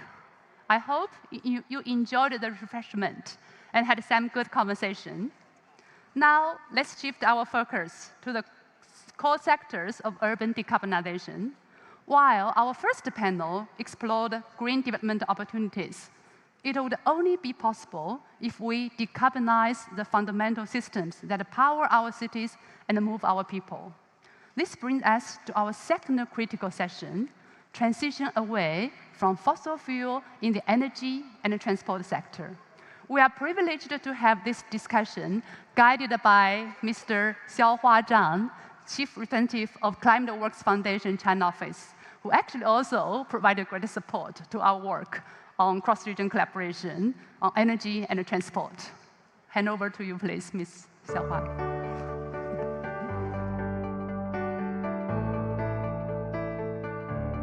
Can you hear me? Thank you very much, Bo-Ping, for the introduction. And good afternoon, everyone, and welcome to the panel 2 discussion.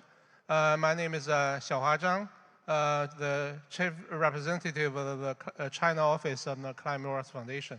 It is my true pleasure to moderate our discussion today, addressing the transition away from the fossil fuel in energy transition sector.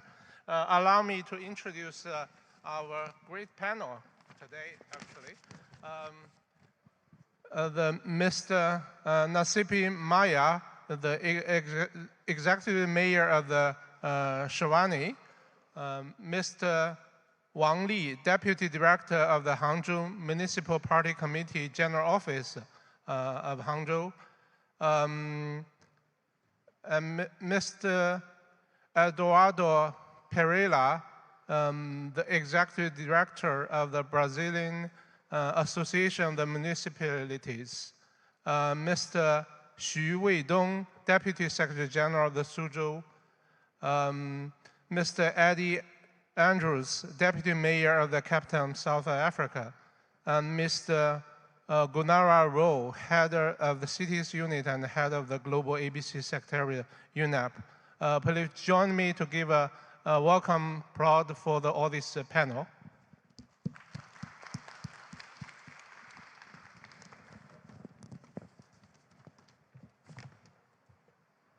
As you all know, that transition away from the fossil fuel is certainly one of the most critical challenges we're facing to address climate change. And just 2 years ago, in the COP28, the international community reached the consensus called the UAE consensus to transition away from the fossil fuel. And there's actually many actors will be involved certainly to address this challenge. Among all these actors, cities have a huge role to play in that because we collectively consume 75% of the world energies. Power and transportation are 2 critical sectors for energy transition. If we look at the 40 cities, I think 1/3 of the emission come from the transport, which is also the #1 source of the air pollution in the cities. That is why today we will explore the cross-region innovation to scale renewable energy development, deployment, and transport electrification. For that, we need to learn more about the experience and the lessons learned from our cities, understand more about the key challenges, and hear what kind of collaboration or collaborative models our city need, and in order to scale up renewable deployment and integrate smart electrical transportation networks to drive the urban decarbonization in the emerging economies and foster sustainable development. So it's our great pleasure actually to have this incredible panel to discuss these important topics. Our time is limited, so let's just dive right into the topic. My first question is for our five city leaders from the Chivani, Hangzhou, America, Suzhou, and Cape Town. The question is, when it comes to decarbonize the energy or transportation sector, what would you say has been the most important factor behind your city's success? And what remains your biggest ongoing challenge? I'm going to take to the Mayor Maya of the Shivani. In the morning session, we heard you share your experiences, but if you can go further to share your insight, the successful factors and the challenges you are facing in your city. So the floor is yours. Thank you so much, and good afternoon, everyone. So the journey for the city of Tshwane started in 2013. That's when the city of Tshwane really got engaged in terms of finding solutions to the impact of climate change.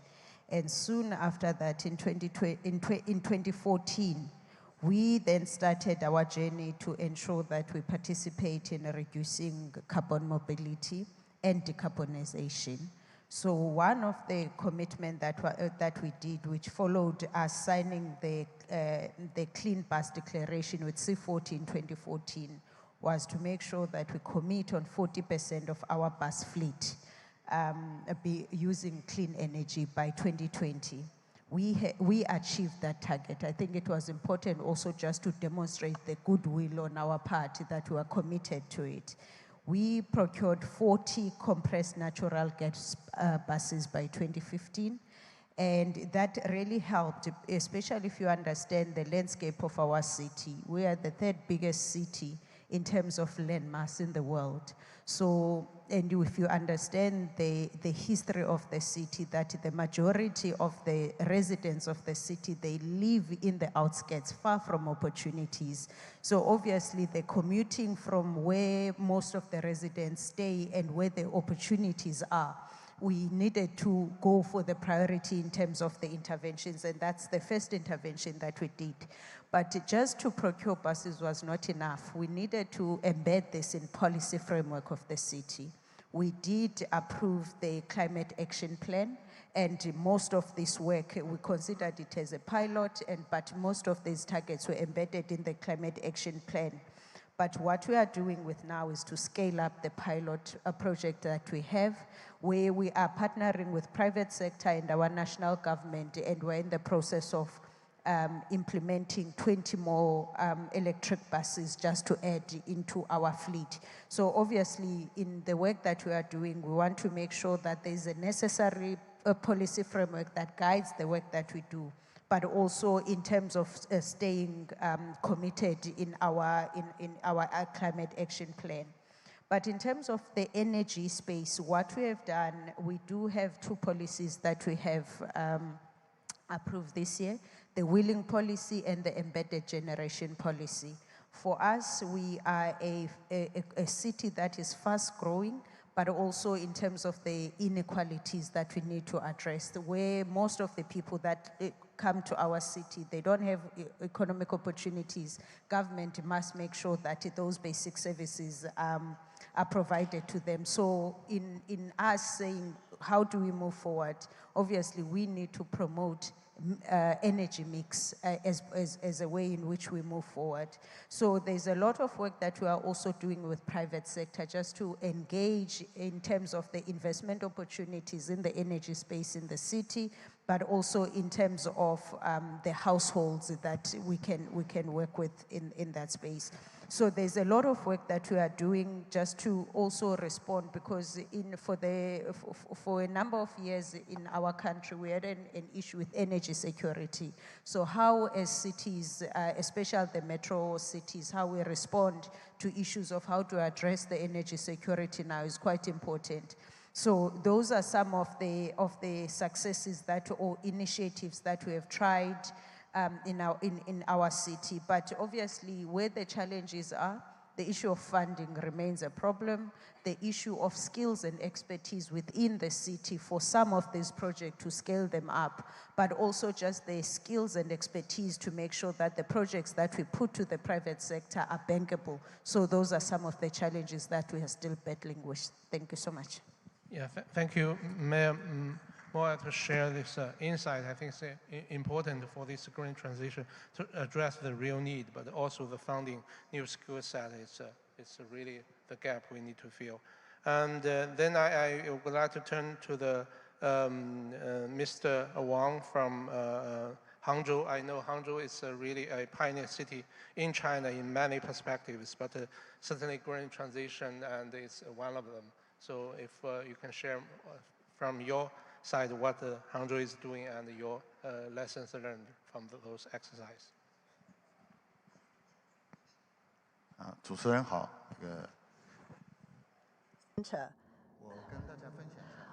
，I would like to share some the lessons we learned, our successful experience in terms of public transport transformation and technology. Yeah, so it's a model and the technology. So how are we going to clean our public transport? How are we going to realize electrification in transport? So a taxi and also our transport more or less kind of 100% clean energy. In addition, and we also try to promote green mobility. So we have a 5-minute bus policy. So from your home to the bus station, 5 minutes walk, and also increase the number of buses at the peak time, and also less than 5 minutes gap between buses. So we make public transport the first priority or first choice for our residents. So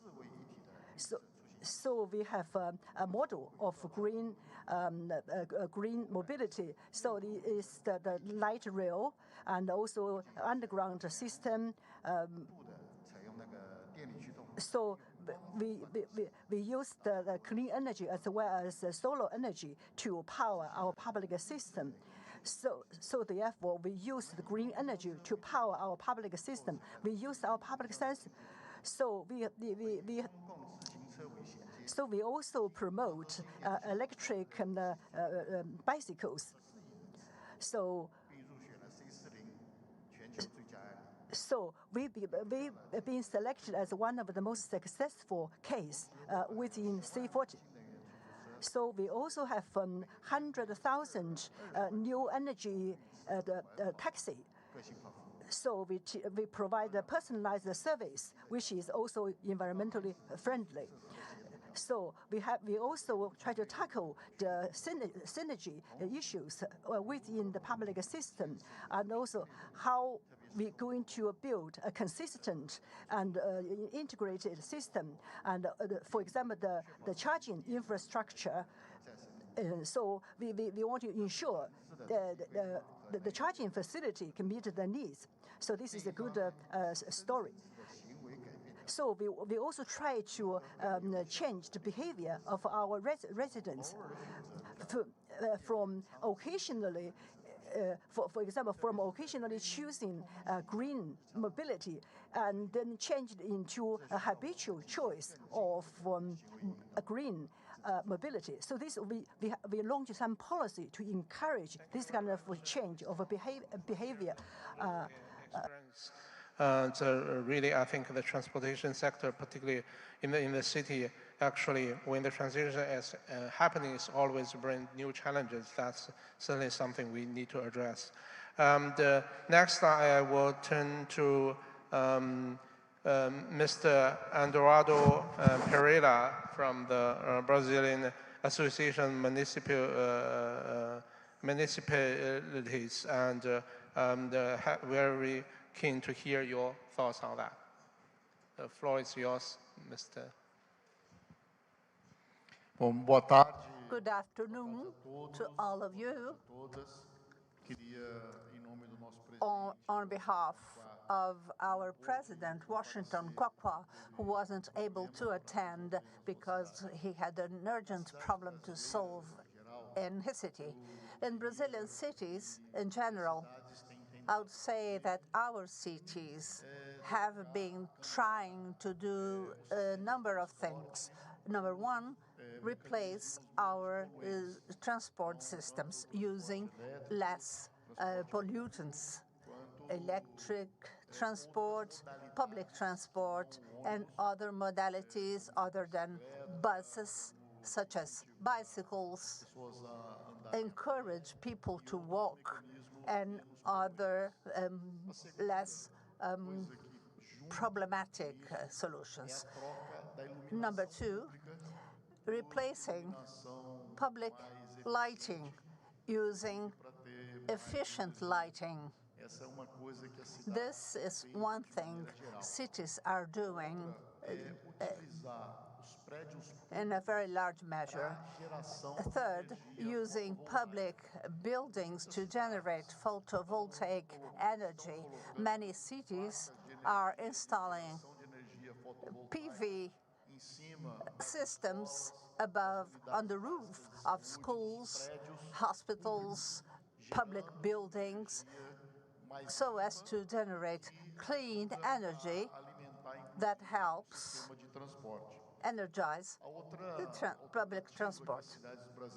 Another option in Brazilian cities is supporting purchase and maintenance of electric car by citizens. Many cities have lowered taxes and offered more favorable purchasing conditions in the case of electric cars, and they have installed more charging spaces. This is a combination.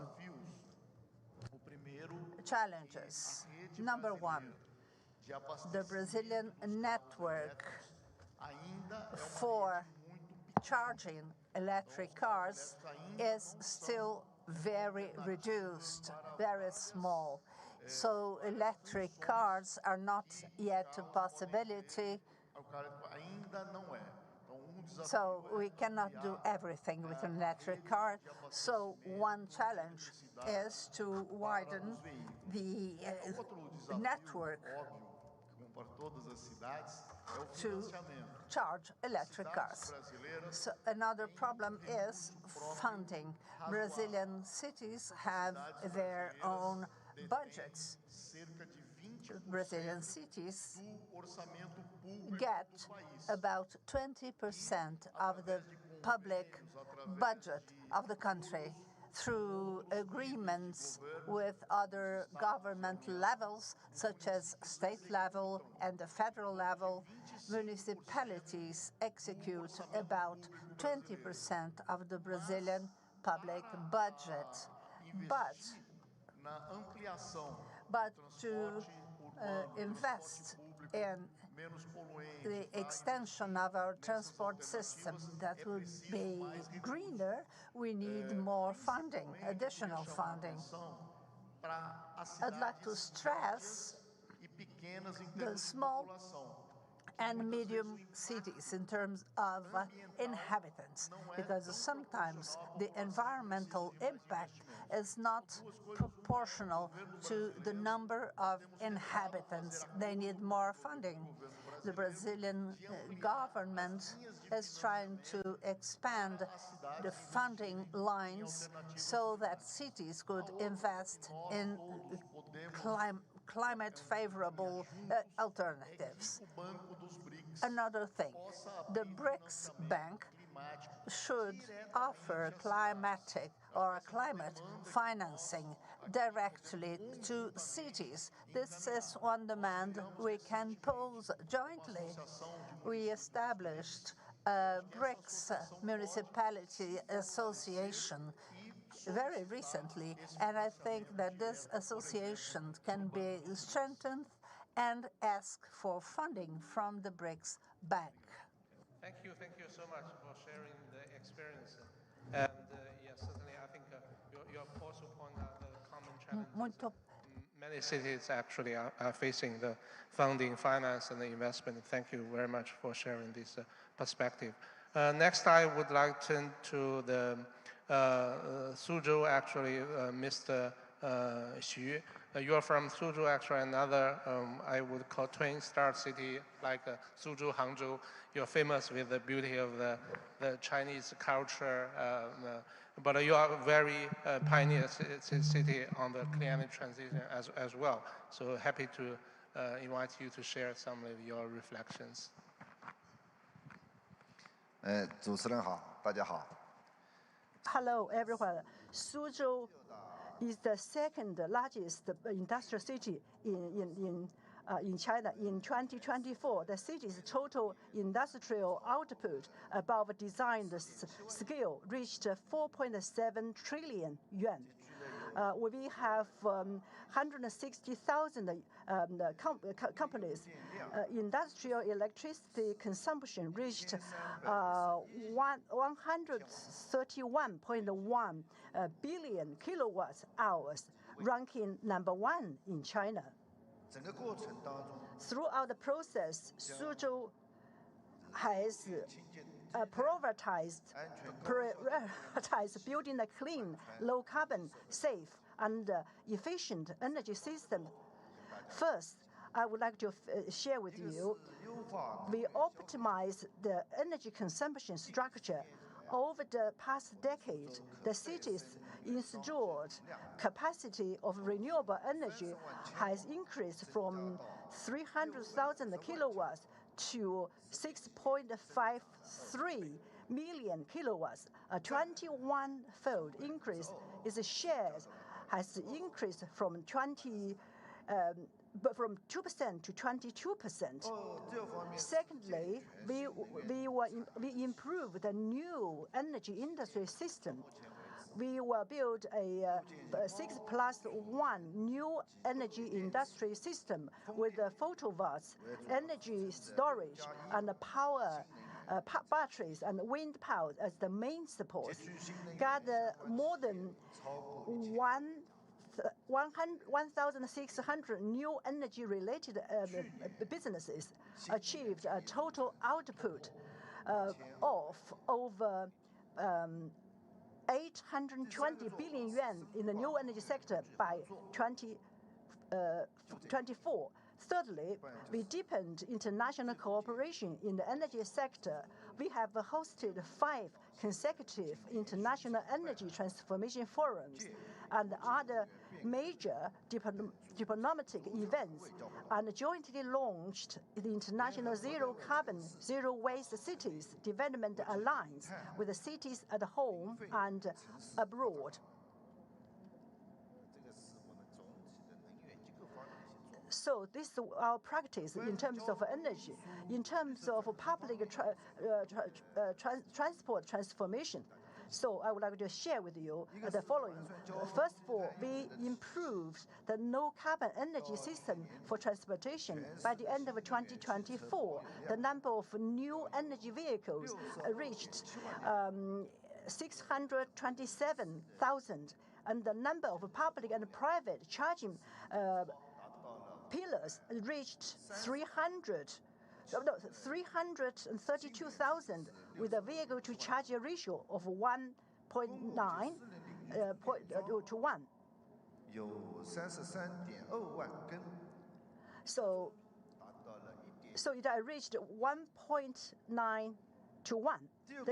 The second practice is we optimized the freight transport system the freight turnover of railways and waterways increased by 29.9% and 270.1% respectively compared to 2020. So we were awarded the title of one of the first batches of green freight distribution demonstration pilot cities in China. Thirdly, we comprehensively promote green mobility. The proportion of green travel will exceed 70%, and the proportion of new energy vehicles in newly added buses and taxis will reach 100% and 81.6% respectively. However, we still face a lot of challenges, such as the need to improve the policy system and standards supporting green development, the heavy reliance on external energy resources, and the need to strengthen the construction of green and low-carbon structures. So these are the challenges we're facing. So Suzhou will continue to deepen cooperation and exchange with advanced cities at home and abroad, and promote green transformation in a sustained and efficient manner. Thank you very much.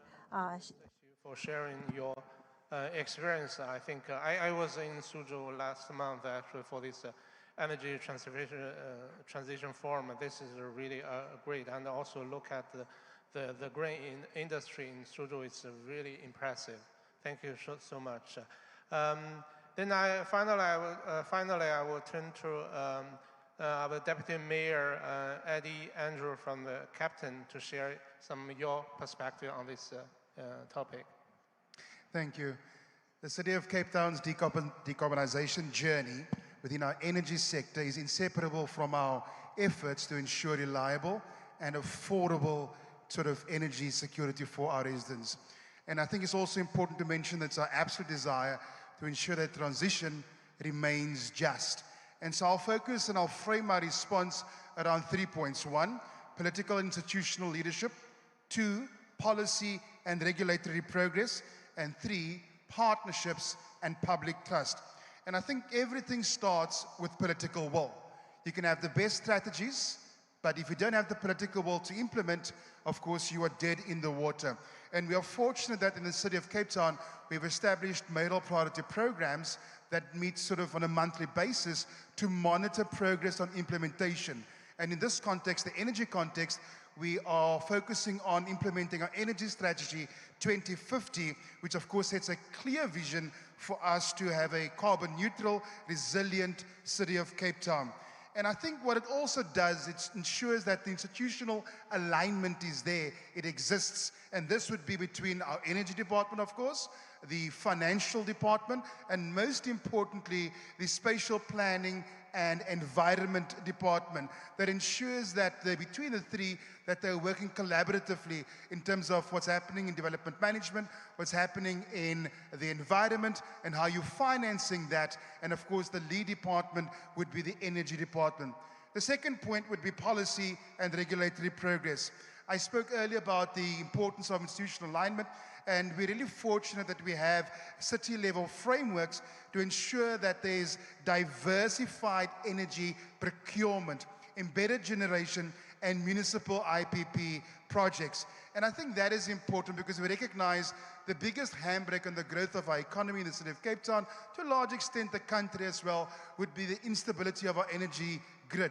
And so we need to ensure, how do we provide energy, ensure that we are sort of moving away from load shedding and ending that over time. And that is why the management of the grid infrastructure is so important as well. So we are now fortunate, as part of our advocacy agenda, pushing reforms at a national level, that municipalities can now also procure energy from other service providers. And now we've used that opportunity we've heard earlier about the solar PV. We have the ordinary household and also other business entities who can now plow back power into the grid, one. And then, of course, we will also pay them for the energy that they are supplying the power back into the grid. And so we move away from that heavy reliance on ESCOM, which is of course our national energy provider, to also diversify our supply. And again, that sort of again gives an example how we've been able to yield successes as part of our advocacy agenda. And the third point that I want to talk about would be partnerships and public trusts. We spoke earlier about the importance of engaging with the private sector, the earlier panel session as well. We, as City of Cape Town, also realize the importance of engaging, not just with the private sector, but also civil society, but most importantly, the residents who live, of course, in the City of Cape Town, for them to understand how they should reuse energy as a very important resource, and for the private sector, because they are also benefiting from the energy security, that they also now have an opportunity to co-invest, because they benefit, so they can also, put their money where their mouth is. And I think what we've also seen as part of our success stories was the pilot work on the small-scale embedded generation, showing exactly to communities how they can participate actively, indirectly, in that sort of just transition efforts. But I think if you look at the biggest and ongoing challenges that as a municipality we still face as well, there are still much reform we require from national government. So our advocacy agenda will remain in place. We do believe, and we're advocating for this, the devolution of authority and clarity on grid management. We argue strongly as Team Cape Town that we are best placed to manage the grid. And then when we have additional capacity, that we can offer it to all of our residents, not just those on our grid, but also those now on the ESCOM's grid as well. And so that's something that we are most certainly still advocating for. I spoke earlier about procurement, and of course, the tariff reforms. Those are still very much part of our advocacy agenda. And I think the other challenge would be financing affordability and equity, ensuring that the energy dependence doesn't widen inequality. I think that really is important, especially if you look at Cape Town's efforts to be a lot less dependent on ESCOM, to be load shed and resilience. We need to understand that whilst we're pursuing that, we still have a dual responsibility, keeping the lights on while still cutting down on emissions. Thank you very much, Mayor Andrews, and your sharing, but also your leadership, actually. In the city level, you have coordinated many task force to address all of this, and it will not be successful without your leadership. Thank you so much. After, I think, we're hearing the experience for these 5 cities, now let's turn to our global expert, Gunnar from UNEP. So my question to you is, to accelerate the electrification in energy and transport and to achieve the scale, what are your key actionable recommendations for cities, and what support can your organization potentially can offer to enable this transition? Thank you so much, and it was so great to hear from the cities about all the progress. The United Nations Environment Programme is Global Environment Authority, so actually tomorrow we are releasing the next emissions gap report, which will be feeding into the COP discussions, and we will see what are the trends, especially in these very hard-abate sectors, which is energy and transport. So thank you so much, mayors and colleagues from cities, for this very hard work that they're doing, and this is really very, very important. So at UNEP, we're actually working a lot with the cities. At the moment, we're active in 40 cities in 14 countries, looking into the local energy plans. And in terms of what we think is important, probably kind of these 3 topics are very important. I think you mentioned about integration of the energy, transport, and buildings. So integrated energy plans. This is something what we think is very, very important to have today, so that we don't have scattered projects, but we have really looking into mapping all the demand and supply of energy at the city level. So it really should be part of the urban planning and part of the longer-term energy planning as well. Colleagues mentioned already the importance of financing. So this kind of integration of different energy sources and demands also allows us to bundle projects, strategic projects, into pipelines of projects. And this is definitely critical, right? Because the issue is, do we have enough of the tickets for private sector or for MDBs to take? So integrated approach, and really, which also helps us to develop pipeline of projects. And of course, working together with utilities and national authorities of this kind of integrated energy programs is very, very important. Second advice, of course, use efficiently the infrastructure the cities have. And we heard today quite a lot about this very active work on transport infrastructure, on energy infrastructure, on e-mobility. This is where, indeed, the city can use its infrastructure over which it has control to electrify. And there were quite many examples already today in this session. And definitely, the electrification should be also bundled very well with better efficiency. And this is where also UNEP is working quite a lot through, through different platforms. The third recommendation is about grid-friendly, and I think Eddie, you mentioned this. This is very, very important because we saw actually blackouts in many cities, many countries, also this summer, right? For instance, there was such a big demand on cooling, so some in cities got a peak, and then we had saw blackouts because of the high demand on cooling, for instance. So what is important is that, first of all, every buildings and every new vehicles, it doesn't have a strain on the grid. So that's kind of the first important recommendation. And this, of course, means a very simple things. It can be simple insulation of the buildings, using of the storage, which is making the use of different energy sources more efficient.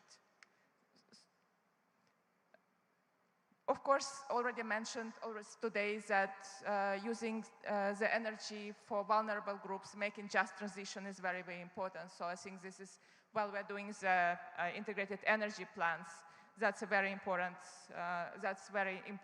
to bring this affordable energy to informal settlements and the places where vulnerable communities live. So that should be definitely an indicator of successful integrated energy plan. So what UNEP can do for the cities, in fact, we're doing quite a lot already. We're developing in cities local integrated energy plans. So we work with cities to develop pipelines of priority projects. For instance, also we worked in China on district energy. We supported 5 cities for developing highly efficient district energy heating and cooling systems. So 4 of the cities already implementing the solutions and using the corporate bonds to finance the citywide clean district heating projects. In Chile, we worked on planning and feasibility for studies and local energy, focused on district energy. So we're working in India. So we're working in quite many countries on the local energy programming. As I think Eddie mentioned as well, partnerships are very, very important. And we're working very actively on the South-South cooperation, on triangular cooperation. For instance, we brought just recently from Italian cities to Ukrainian cities. We brought from China some experience to Cambodia and Vietnam. So this is kind of very concrete projects, but also we are hosting, for instance, Global Alliance on Building and Construction or Cool Coalition, where through global platforms we are trying to help to exchange for cities in the Global South their experiences. So we're very happy to bring more of the cities into these big networks. And now also we're launching several big initiatives with the COP30 presidency. So for instance, Beat the Heat, which was mentioned today by the mayor of Freetown, will be helping countries to address extreme heat and decrease the cooling needs, which is kind of the major source of the electricity needs, and I think this is definitely one of the initiatives we invite cities to join. Yeah, thank you so much, Gunnar, for sharing all these specific recommendations and your concrete initiatives, and also highlighting the integrated approach. I'm sure all those recommendations will help our cities to bring the green transition forward in the future, and thank you so much for that. After hearing all those specific success and challenges from the cities, I think we all heard there's some common challenges that we are facing in the city level. So then actually it will lead to our next topic, actually is about collaboration. And we know that cities, no city can do it alone. And so my third question is I would like to ask the Mayor Moya from Chivani and Mr. Wang from Hangzhou, and also the Mayor Andrew from the Captain, is what collaboration between cities would you most like to see to help address those challenges and accelerate the progress? So first I will turn to the Mayor Moya again, and I'd like to hear your thinking on that. Thank you so much. I think in the morning session, one of the points that we emphasized was the sense of agency that needs to be demonstrated. I think as mayors and city leaders, we're already demonstrating that sense of agency, but we will be judged by our action. What is it that we do? And earlier this year, I hosted the U20 Sherpa meeting. Alongside that Sherpa meeting, I intentionally hosted the African Mayors Assembly, because one of the things that we need to do more and more is the peer-to-peer learning. We don't have much time to pilot and to go through the process of experiencing as certain cities, that if there's a city that has already piloted and successfully found the solution, we plug and play.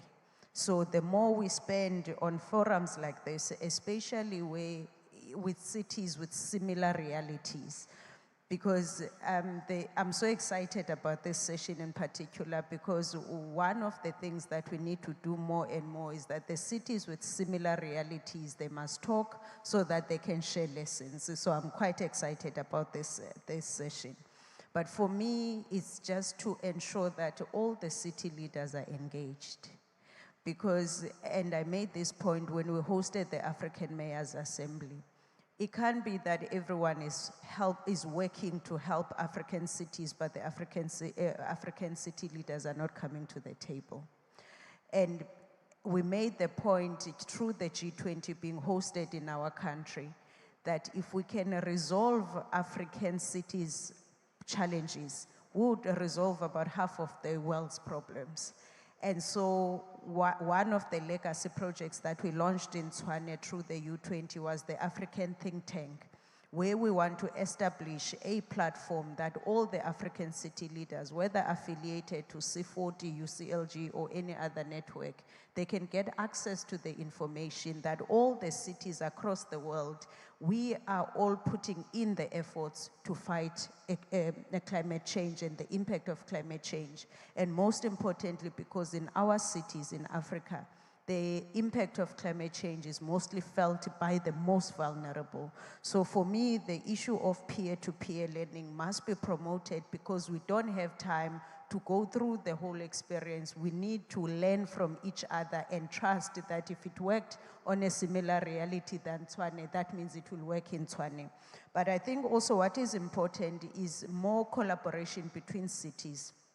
For instance, the city of Tshwane, city of Ekurhuleni, and city of Joburg, they are within the 50-kilometer radius.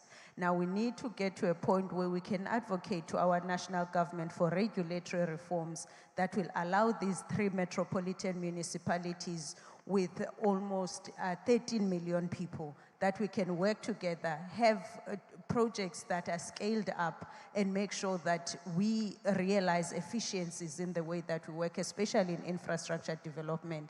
Right now, we are forced to work in silos, and I think that's one of the important things that as we work, let's advocate together, understanding that our challenges are similar.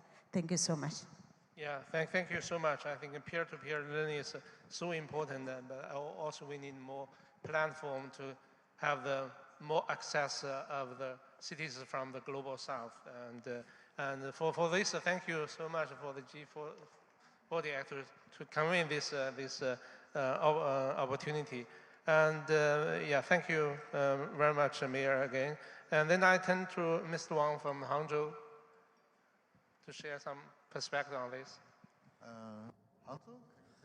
As far as Hangzhou is concerned, we can do the following things. We can do some more collaboration. First one is technology and technology knowledge sharing. We hope that we can share the information or technology knowledge with you, especially electrification of transportation and wise, smart. Great. If you have such more advanced ideas, please do share with us. How do you smartly arrange the charging pillow and so on? These are the things we want to share with you. Secondly, is policy and rules coordination. Well, from a city point of view, we want to work together with other cities to have a standard of green transportation. For example, sharing the bike and electrification or the charging point for bus, standardize the charging point for buses. And the third one is innovation. Innovation between cities, maybe we can work more flexibly, have an alliance, city alliance. For example, zero emission, public transport pioneering network and so on. Through the official exchanges, visits and so on, we have a pool of talents. We can cultivate a pool of talents, work together to provide a better solution. For example, we can also to have a platform, work together with the other cities who are learning on different platforms or provide information on the platforms. Not only we can have a smart travel with a smart mobility, and also connecting with other cities nearby to you to provide more attraction for people to use public transport. And particularly for sharing some specific areas that you would like to see more collaboration. And thank you so much for that. And then I think I will turn to Mayor Andrews to share more reflections on the collaboration side. Cities are where ambition meets implementation. Collaboration is how we turn both into impact. I think that's a very important statement to emphasize here again today. We heard earlier about the importance of inner city technical partnerships. I agree with every single thing that was said. I would just like to add the additional collaboration between cities, especially if you're in close proximity, to talk about your spatial development frameworks and how you can design your cities with that broader perspective in mind. I think that really is also important. But I think we also heard earlier on about the collaboration between the South-South investment platforms and also regional. So explore pool demand and aggregated procurement across African and Latin America cities to do a very important thing, which is to attract investment. I think we spoke earlier about the importance of having the shovel-ready projects, or what's been termed here today, bankable projects, but also more importantly to coordinate with our Asian partners as per the C40's framework on technology, transfer, skills training, and of course other credit vehicles that we can explore. And the third and final point, unified in our advocacy agenda. Unified in our advocacy agenda. I think I should say it a third time. But to build a collective municipal voice in national and multilateral fora to push for regulatory reform and funding access. Very important, the funding access part, because we know that collaboration makes the case that empowering cities is not a risk to national energy systems, but it rather should be seen as a faster route to ensure energy resilience at a national level.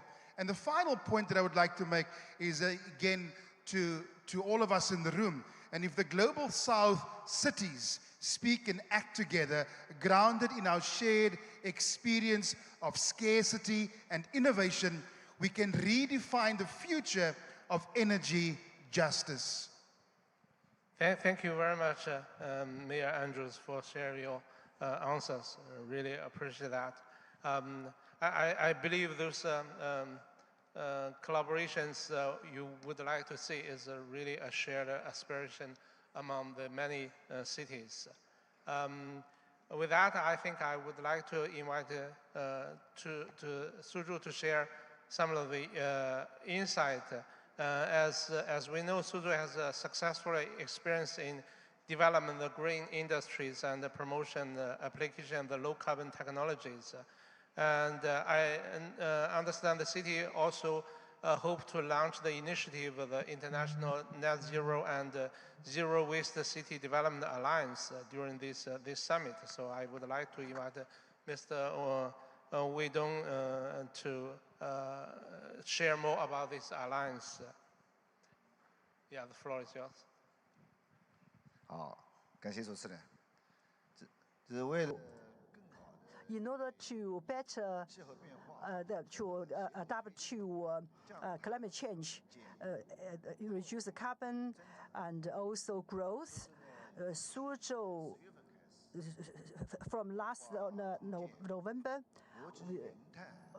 international zero carbon, zero waste, in October this year, 24th of October 2015, so the energy forum took place in Suzhou city, Changzhou, Wuxi, and Hefei cities, and also Peru industries, and also the Portland in America. So many cities from America, from South America, and also in China. So we discussed the strategies. And also the Venice from Italy, and also the representatives from Melbourne. So they were invited to the stage to witness this in the Double Zero initiative. So we govern together, we build together, so to build a zero waste city. So this.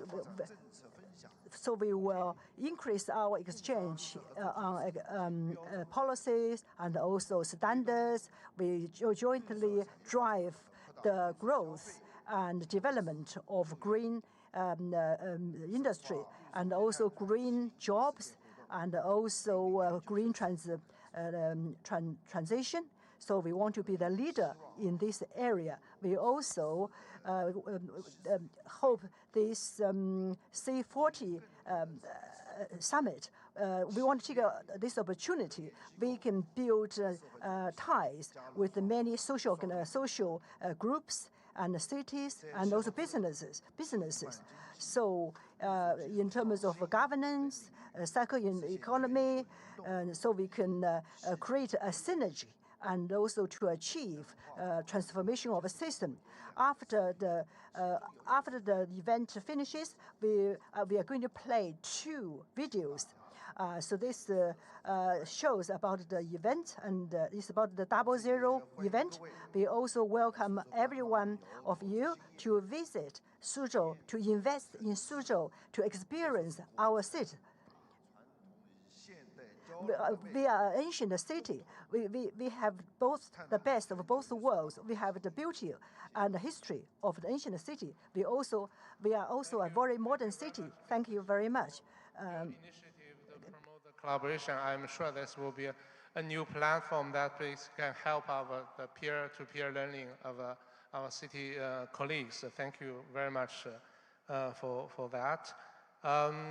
As we are approaching the end of this panel discussion, I think I would like to appreciate the great reflections on our city leaders in this panel. You shared your successful factors from the strong political will to innovative technology solutions, and you also highlighted the key challenges that remain, such as the finance, funding, aligned, complicated policy frameworks, and also the most important thing is also scaling up the innovation from the pilot demonstration to city-wide mandates, etc. And also, thank you, our UNEP expert, to provide a clear roadmap for the cities to offering the actionable recommendations and the commitment to support, help them to overcome those barriers. And certainly this is also, last but not least, the collaboration is the key for our success in the future. I hope with this panel discussion, we can bring the green transition in the city level to a new level in the future. So thank you very much for the panel, for your sharing. And the last, probably just join me to give a round of applause for our fantastic panel today. Thank you very much.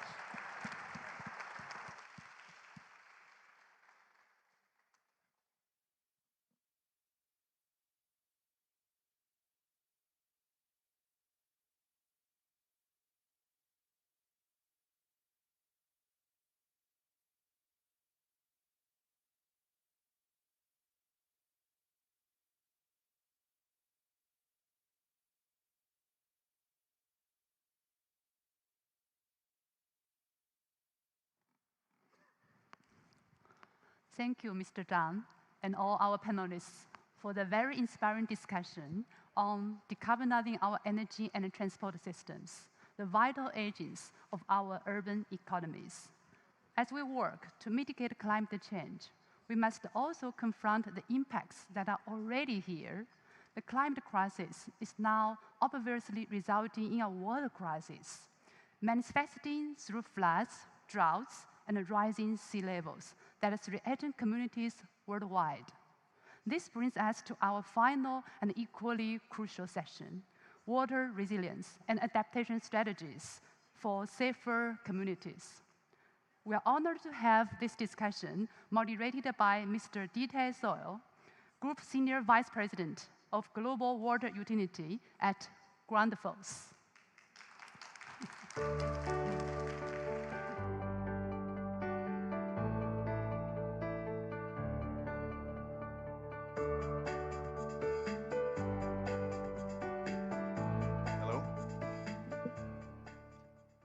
Good afternoon, everyone. Welcome to Panel 3 about water resilience and adaptation strategies for safer communities. My name is Dieter Sauer, and I am the Group Senior Vice President for Global Water Utility at Grundfos. It's an honor to be here as a moderator for today's session. Our cities deal with the challenges of drought, extreme heat, water scarcity, and flooding daily. And water-related climate hazards account for 90% of global disasters. What's worse is that these climate disasters are intensifying year on year with unfolding climate crisis. C40 data shows that by 2050, 650 million city residents could face water shortages, and 1.6 billion will face extreme heat. These impacts are also disproportionate. Vulnerable communities bear the brunt. Our cities in low and middle income countries are 10 times more likely to be affected by flooding and drought, more so than in high income countries. That is why today we would like to explore collaborative strategies to enhance urban climate resilience through cross-border collaboration. We will move beyond theory and into practice to share best practices like Sponge City, storm management, and advance the adoption of nature-based solutions and biodiversity protection technologies. We have an incredible panel of experts to guide this discussion this afternoon. Please join me in giving a very warm welcome to Tien Chen, Beijing Municipal Ecology and Environment Bureau Director General, Beijing, China. Mohamed Sefani, Mayor of Chefchaouen, Morocco.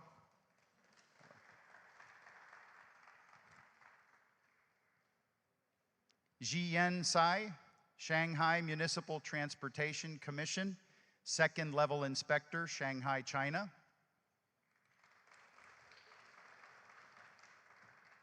Welcome. Vanderson Santos, Deputy Mayor for Infrastructure, Rio de Janeiro, Brazil.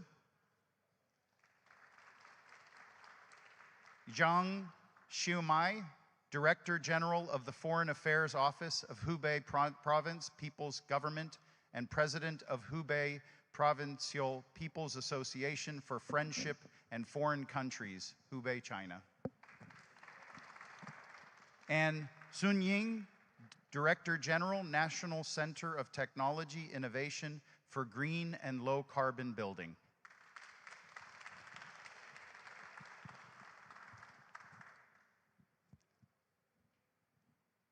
Welcome. Thank you all for joining us. I'm glad to see that we have collected global experience to discuss this topic. Let's get started now. My first question is for our city leaders from Beijing, Chefchaouen, Shanghai, Rio de Janeiro, and Hubei province. And the question is, what is the most successful and replicable adaptation solution your city has implemented? How do you overcome the challenges and make it work well? Beijing, one of the biggest capital cities in the world, have done a great deal in building climate resilient city. Mr. Chen, I'd like to pose this question to you first. Would you tell us your stories? Okay, thank you. Beijing, Beijing, with the high population, industry, and buildings, is highly vulnerable to climate change. So we attach great importance to climate adaptation, having specially issued and implemented a climate adaptation action plan. First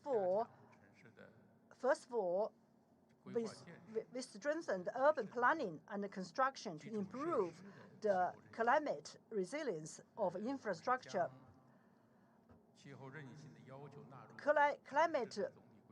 Climate resilience requirements have been incorporated into the overall urban plan. In the planning, design, and approval of infrastructure projects, long-term and medium-term climate change impacts are fully considered to raise the design and the construction standards or urban lifeline. So we closed down all of the coal-fired plants,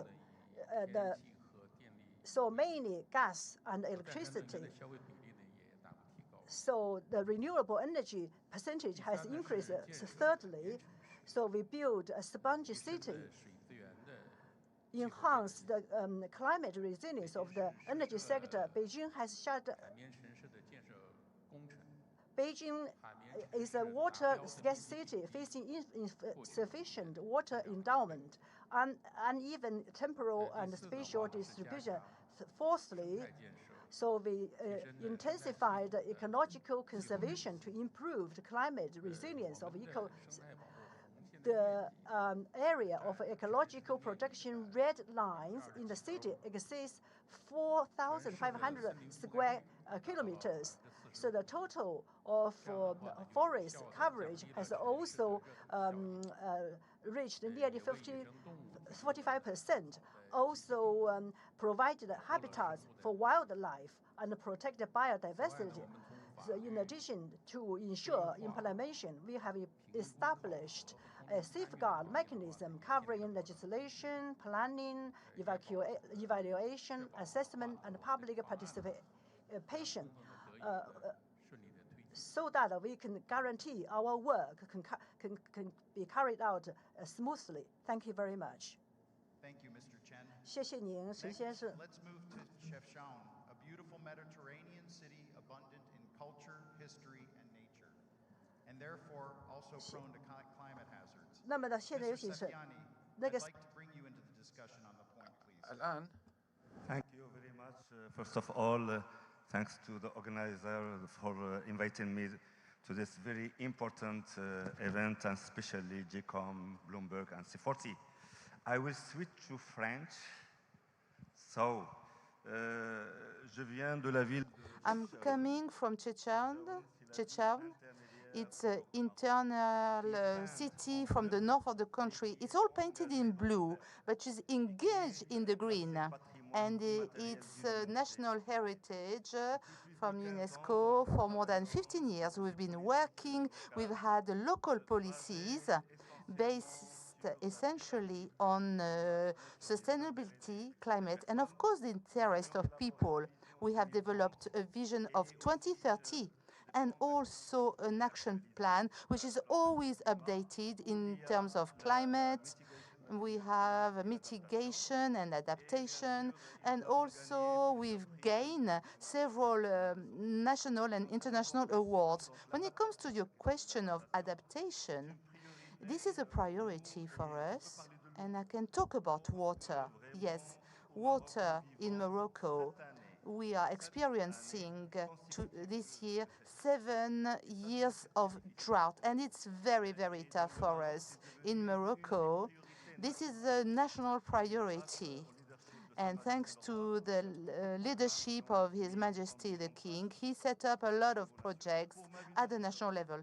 From my own city, this city has a great source of water, but it goes up to 1,400 liters per second, but go down to 50 liters per second. And this represents 50% of the needs of the city.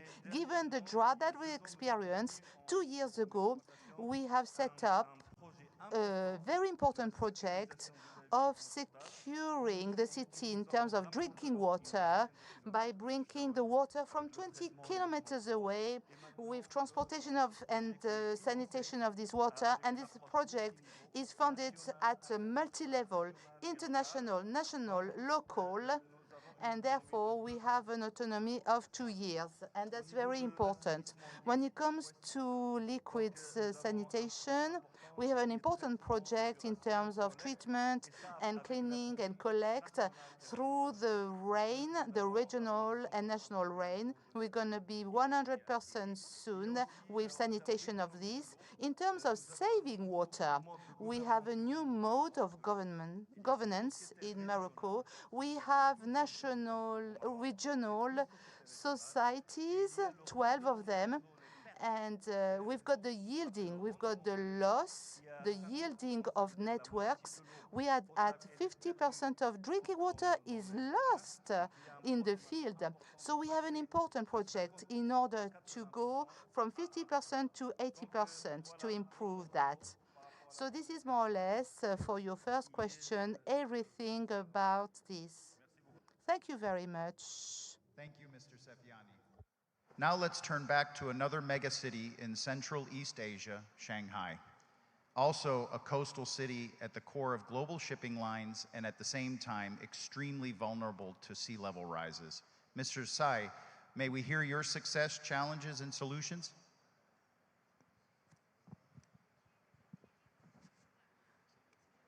好的，非常高兴参加今天下午的交流。下面呢，我想重点。So we are talk about Shanghai, about the transportation in Shanghai. What kind of measures we have used? Shanghai is a huge city.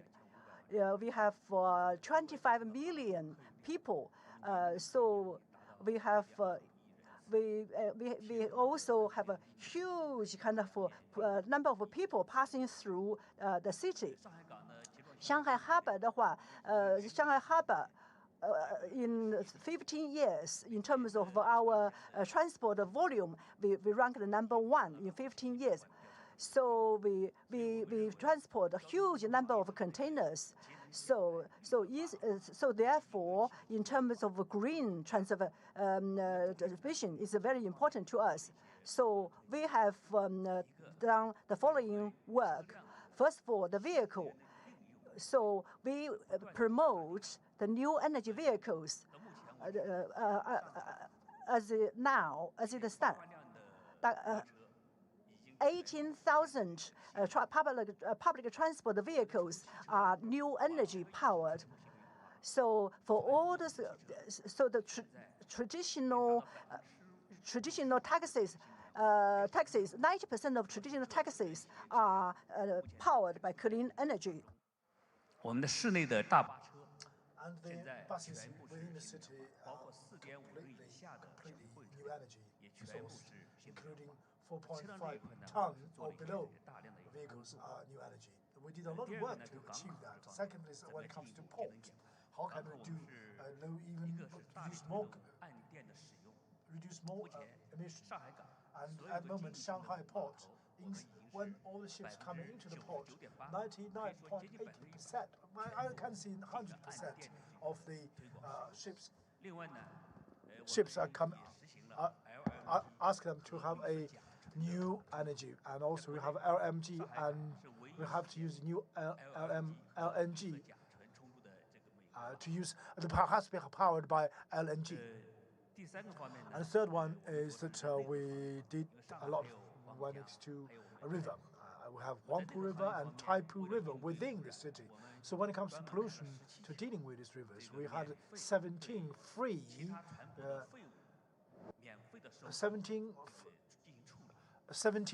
projects to collect rubbish from these ships which are sailing on the internal rivers. In Huangpu River and Suzhou River, we have 15 different ports, collection points for waste. We are implanting more in these internal rivers. So in the green, when it comes to green waste collection, we have already served 180,000 ships for collecting their waste. Thank you. Thank you, Mr. Tsai. Next one, I would like to invite Mr. Vanderson Santos from our host city of the summit, Rio de Janeiro. We know that Rio is advancing fast in implementation of huge parks and infrastructure that bring an improved water resilience to the city. Mr. Santos, please share with us a little bit more about this question. Bem, boa tarde a todos e a todas. Para mim é uma grande honra poder. Good afternoon to all. It's an honor to represent the city, to be replacing Mr. Cavalieri. I hope you are enjoying your stay in Rio de Janeiro. We've been implementing new actions and initiatives of adaptation in the last few years. And I'd like to emphasize the green areas. We have a strong program creating green areas, urban parks. In the last 4 years, we've created 5 large parks with more than 500,000 square meters in this urban area with a whole draining and sustainable service and system, fighting against the isles of heat in our area. And we are implementing green energy, our program called Solário Carioca in the area of Santa Cruz, in our city. And we've been producing energy, photovoltaic energy, in order to provide our public buildings, schools, and in a very vulnerable part of our city. We have many initiatives with sustainable drainage systems, resilient drainage systems, like the project called the Marvelous Garden, Jardim Maravilha, in an area that has been suffering with floods for decades. And we've been implementing new projects to adopt a very adequate infrastructure. And we've been developing a park in this area using a concept of new cities with 600,000 square meters, and we'll demonstrate this for investors. These are all initiatives that the mayor of Rio de Janeiro is implementing, adapting the city to extreme events. Last June 2021, we had a Sustainable Development Plan, which was an important tool with very clear goals for to lessen carbon emissions and to decrease carbon emissions. It was part of our planning, and sometimes people use it to criticize our plans because they didn't become a reality. So it's a moment we have to act and show our actions. And the most important issue is that all the budgets and yearly plans, biannual plans, they are talking with this sustainable plan. And with this, we are implementing all our projects with defined horizons. But I would like to mention as well, the most important action for us was the creation of resilience plan that we had to develop with 2 large floods in our city. And in that moment, Eduardo Paes was mayor, and he felt the need to implement a crisis management department. So we had this network, and this became a reference for our country and for Latin America. We have a technology, a smart technology to manage the crisis involving extreme events that happen frequently in our city. We have all levels of government. We have to make fast decisions. We have public services 24 hours per day, 7 days a week, working not only with answers, but also with prevention. So in this center of operations, we have more than 500 protocols, all kinds of protocols, risk areas, control, geological risks, with the civil defense, with also alarms, sound alarms for our city. We were the pioneers implementing this kind of alert alarms for geological and geotechnical alarms. And we implemented as well a protocol to face extreme heat, launched in 2024, which is in the prize Local Leaders Award in this forum. It's a very well succeeded public police and policy, and we have these many challenges to face, and I would like to thank the opportunity to mention all these accomplishments we did. Mr. Santos. And to conclude this round of questioning, Ms. Jiang, I'd like to put this question to you to share with us Hubei's success and solutions from a provincial or regional perspective. 感谢主持人，也非常荣幸啊。 Thank you, moderator. It's an honor to be here to take part to the conference to introduce that what we've done in Hubei, which is a major part of China, what we've been doing to protect Yangtze River and green development. River are the lifeblood of land and the candle of civilization. Hubei province, named after its lakes, born from water and prospered because of the Yangtze River. It's the only province whose mainstream of the Yangtze River exceeds 1,000 kilometers. For thousands of years, the ceaseless flow of the Yangtze River has nurtured romantic and magnificent Jingchu culture, created beautiful mountains and rivers, and brought prosperity to Hubei. Hubei has long been known as a province of 1,000 lakes, a land of fish and rice, a thoroughfare connecting 9 provinces, and a land of outstanding talents. The Yangtze River has nourished Chinese civilization and benefited the people along its banks, but it has also brought risk of floods. For example, catastrophic floods occurred in 1931, 1954, and 1998, causing significant losses.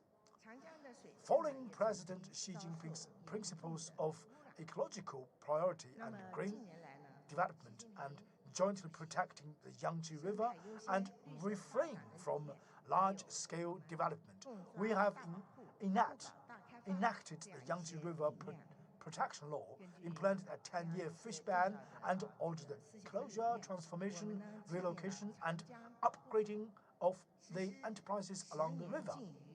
That's some of the initiatives that we have been adopting in the past 10 years. The Yangtze River shoreline has been ecologically restored because of this, and the ecological environment has continuously improved. The once disappeared Yangtze finless dolphin has reappeared in Yangtze River, and rare animals such as parrot davits, deer, and golden monkeys are thriving. Millions of wetland waterbirds migrate to Hubei every year for their winter. The river and the city are intertwined and mutually beneficial, and water and the people live in harmony. The Yangtze River economic belt has achieved high-quality development, singing the sound of the Yangtze in the new era.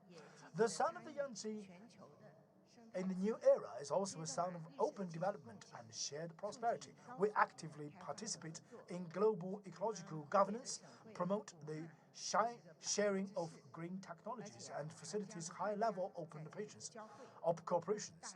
Wuhan, the capital of Hubei province, is a city of hundreds of lakes where the Yangtze and Han rivers converge. This city of great rivers and lakes, known as the city of floating on water, and also the largest international wetland city. This region has hosted numerous international exchange activities, including the 14th Conference of the Parties to the Ramsar Convention on Wetlands, COP14, the East Lake and Lake Geneva Dialogue, the World's Great River Dialogue, and Yangtze Mississippi River Basin Dialogue, and so on.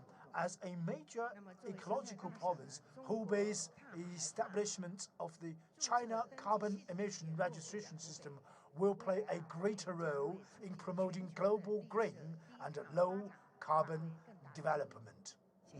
Thank you. Thank you, Ms. Jiang, and thank you all for the detailed answers. We'll now move to the second set of questions and just simply ask, as we can all see on the clock, we have about 15 minutes remaining in the session, so I will ask that we stay crisp to the replies and to our time as best as you all possibly can, but appreciate it. I have another question for our panel expert, which is for Ying Xun from National Center of Technology Innovation and Green and Low Carbon Building. We know that the center is the first national technology innovation center in the field of dual carbon strategy in China and is actively exploring solutions for climate-resilient green and low-carbon buildings. Ms. Sun, the question I have prepared for you is, for better implementing water resilience and adaptation strategies, what actionable recommendations do you have for cities from your professional perspective? Furthermore, what support can your organization potentially offer? Thank you for your question. Well, today we are discussing how to improve urban safety and resilience in the context of climate change. Next, I will mainly focus on ensuring the safety and resilience of urban water systems, offering suggestions and sharing experience with cities and the mayors present today, and to share some experience with you at the same time. Generally speaking, the city must consider the planning, design, construction, and operation of urban water system on extreme conditions from a life cycle perspective. Specifically, this includes, I'll give you 4 points. First one, resetting the design standards, conducting research on the impact of climate change on urban water systems, and analyzing whether existing design standards need to be revisited to rest. This point has already been raised by the previous speakers. Climate change really provides a lot of challenges in terms of extreme weather and so on. And also a great amount of rain has been dropped to different cities. So to do that, counter that contest, we have to analyze what's our designing standard that does need to be revisited or reset. Secondly, addressing regional precipitation imbalances due to the increased unevenness of regional precipitation caused by climate change. It is necessary to increase the redundancy of water-related infrastructure, such as building backup water sources and backup water treatment plants to address the potential water supply risks to cities during dry seasons. Thirdly, we have to actively promoting the construction of sponge cities. Sponge city is based on the concept of natural-based solutions, using appropriate engineering and technology measures to restore health urban hydraulical cycle, build a safe, resilient, and sustainable urban drainage system, and construct a green urban ecological foundation. This is something that we can do. In practice, it requires the integrated advancement of sponge city construction, urban drainage and flood control, black and odorous water body treatment, and municipal infrastructure constructions. This has to be considered integratedly. Fourth, it adhere to a holistic approach at the watershed scale. As a branch of the watershed water cycle, the problems arising from rapid urbanization and the urban water system require a holistic solution at the watershed scale. This necessitates strengthening intercity flood control and drainage coordination to improve treatment effectiveness. In recent years, we have continuously promoted the construction of safe and resilient urban water system, completing the numerous engineering practice in China, and we gained tremendous amount of success and experience. This mainly include first leading and participating in the formulation and updating of multiple standards in the field of urban water system. This is on the backdrop of extreme weather. This has to be done. That's the first thing. Secondly is leading and participating in the construction of over 300 sponge cities in cities. And this 300 project have achieved excellent result. Thirdly, we have led or participated in over 40 watershed management projects in different cities. We also proposed the concept of smart watersheds, combining watershed management with contemporary digital technologies. We have developed a series of software systems, such as integrated system, simulation software. This is also mentioned by a colleague, by a speaker, which is have a automatic control, and real-time drainage system scheduling software. This have been applied in the comprehensive water environment management of more than 20 cities one of the Seymour water was used in Detroit in the United States. Achieved a great result. In conclusion, under the current impact of global climate change, building future-oriented, climate-resilient urban water system is crucial. We are seeing all cities are faced with different pressures. We are willing to share our concepts, technologies, and practical experience with everyone, strengthening exchange and cooperation, and jointly dedicated ourselves to enhancing urban resilience and promoting sustainable urban development. Thank you. Thank you, Ms. Sun, for offering us with those critical insights on implementing water resilience and adaptation strategies and introducing the support provided by your organization. Those were informative and helpful. Hearing about those specific successes and challenges from cities and recommendation from our expert lead us to the next discussion about collaboration. As we've just mentioned, no single city can overcome these obstacles alone. So the final question that I'd like to ask is, how can cities and regions work together across borders, city to city, region to region, to protect the shared natural resources like rivers and coastlines that keep all of our communities safe and water secure? I'd like to invite the speakers from Beijing, Sheffield, Shanghai, and Rio to answer these questions. Mr. Chen, I invite you to answer this point to start. Thanks.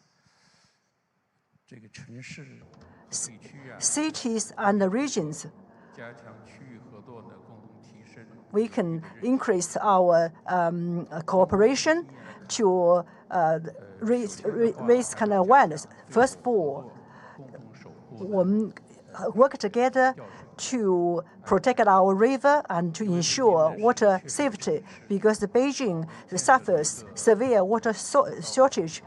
So we have a huge project, which is to Beijing is the capital city. Beijing. So we're going to supply some fundings to protect, to ensure water safety. Secondly,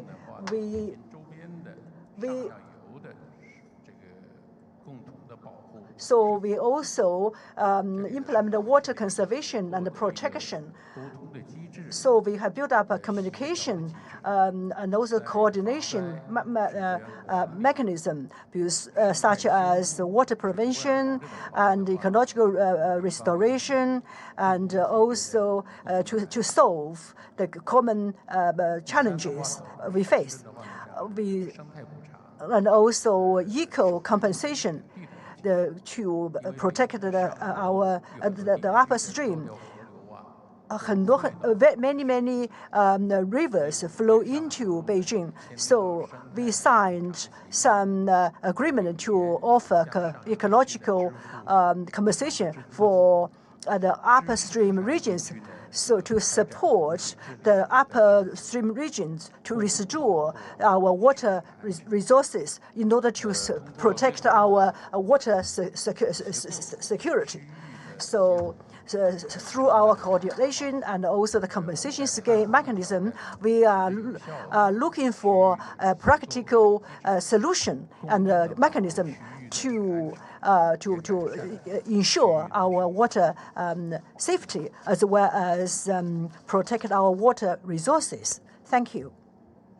Mr. Chen, thank you. Mr. Safiani, we'd love to hear your opinion on the question as well. Thank you very much. Indeed, as we say, when it comes to water, there is no border, there is no admin border. This is why cooperation between cities and between regions in terms of water is essential. In my country, in Morocco, of course, we work at the territorial scale, I mean my own region, my province. There are several communes, and you can see a solidarity. At the regional level, we have 12 regions. So our region is Tangiers, and we have a lot of programs and investments within the region. At the national level, of course, we have agency, the water agencies of watersheds.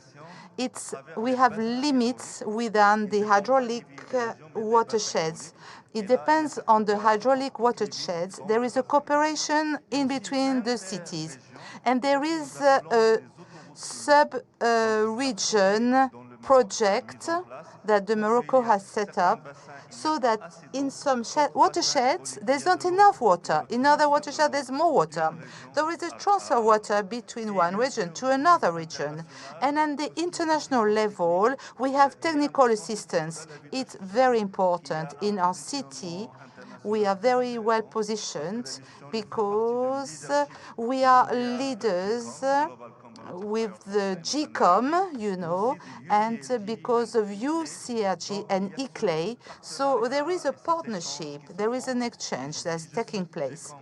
And I can quote that even today, we had good news that there is a memorandum of understanding signed between the national government and the Mayors Association and the Region Association and the GCOM, because Morocco was one of the first countries to adopt GCOM. And one of the key sectors on which we're going to work is water and the desalination of water, take away the salt. And we're going to work at multi-levels for funding these water projects. The cooperation is very, very important. Thank you. Mr. Sepiani, and congratulations on the MOU. Mr. Tsai, I would love to hear your view on the question as well.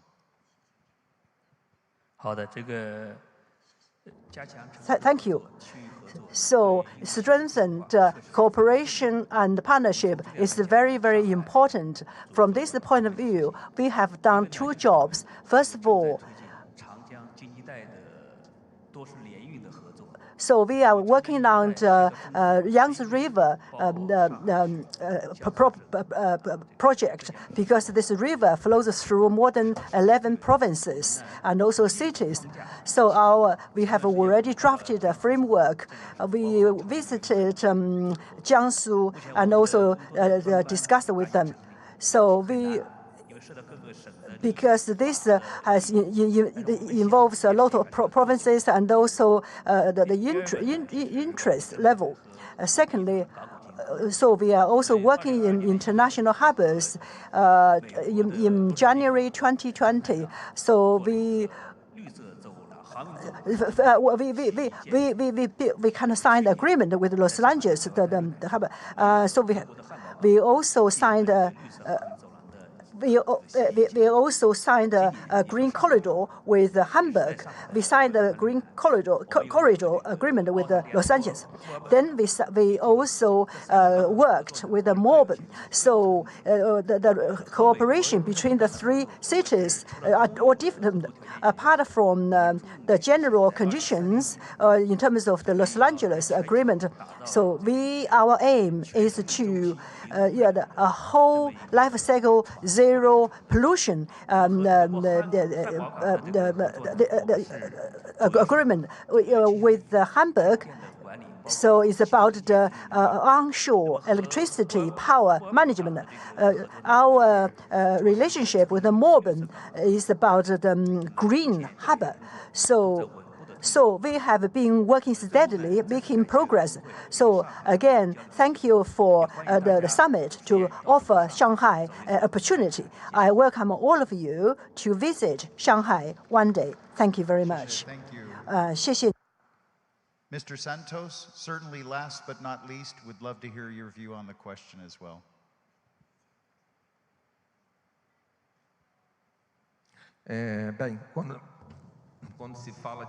When we discuss water safety, we should stress a few dimensions. Sustainable access to water in terms of quantity and quality. Adequate quality, especially for human consumption.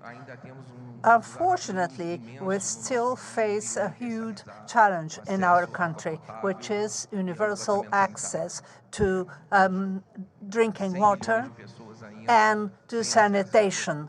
100 million people do not have access to sanitation. 30 million people do not have access to water supply.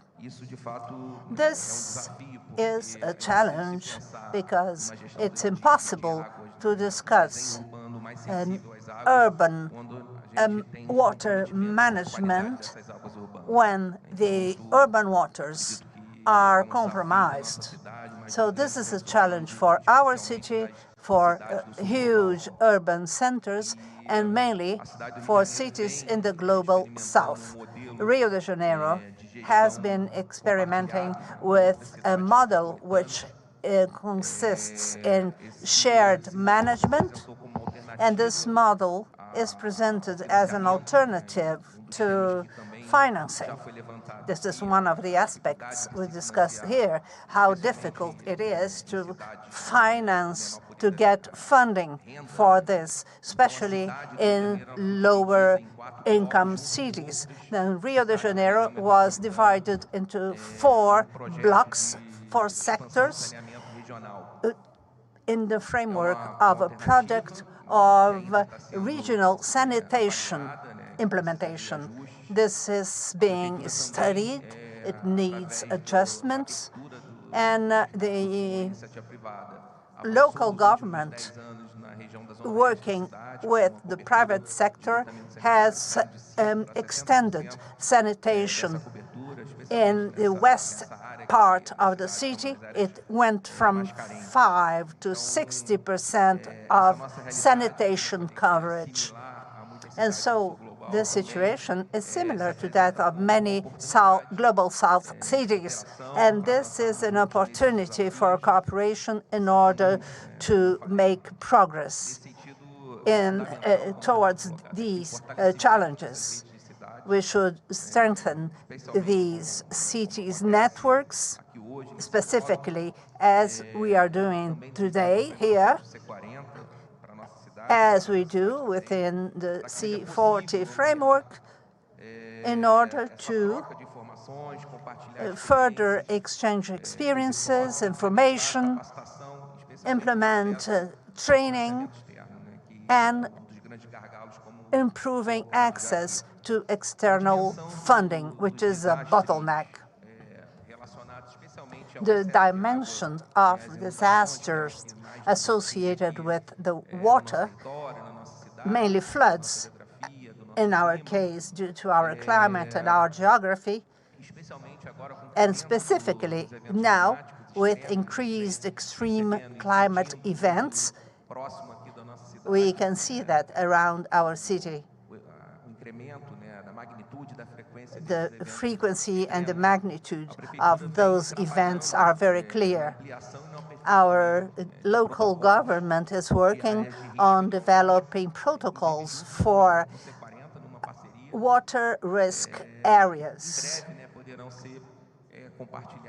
And we will soon share those protocols with other cities in Brazil, as well as throughout Global South, as we face similar challenges. And so we've been working on mitigation, implementing important projects to mitigate water risks in our cities, for instance, in Grande Tijuca, which is an area near the city center. And so the local government has been modifying our paradigm. We've been investing in order to make our city more resilient, and we rely on partnerships and collaborations. Thank you. Thank you, Mr. Santos. Thank you all for providing critical insights on collaboration. And with that, our conversation comes to an end. Our city leaders shared their crucial success factors, from strong political will to innovative technical solutions. They also discussed the persistent common challenge of securing sustainable finance aligning complex policies, and scaling successful pilots. What has clearly emerged is that tackling these complex issues like building adaptation involves a shared set of difficulties for all cities. But more importantly, if the challenges are universal, the key solution is also universal: collaboration. This has been the common thread through all of our panels today. Whether the goal is developing new green opportunities, decarbonizing our energy and transport sectors, or building water and climate resilience, we just discussed. It is clear that cooperation is an essential ingredient for success. No city can do it alone. Besides, the adaptation strategies shared today give me great hope. I truly look forward to seeing how the partnerships and solutions we've discussed evolve into real and tangible progress, making your cities and regions safer and more secure. Thank you all for your presence and invaluable contributions to this conversation, and have a good evening.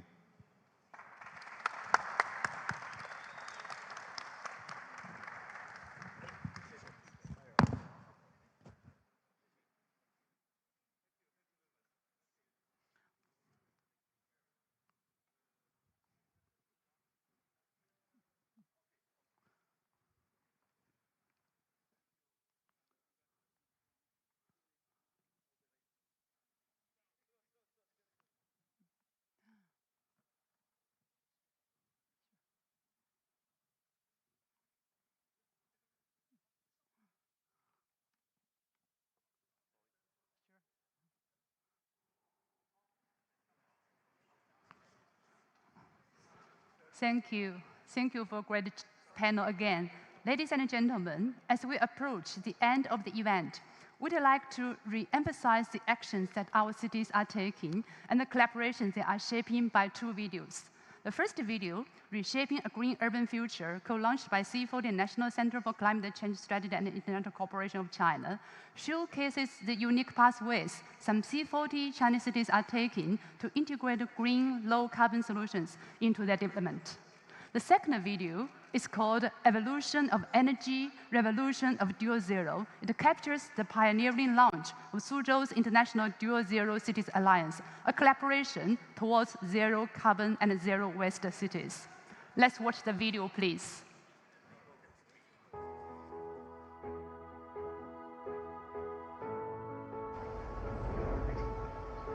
As the seeds of dual carbon goals take root across China, every city becomes a testing ground for reshaping the future.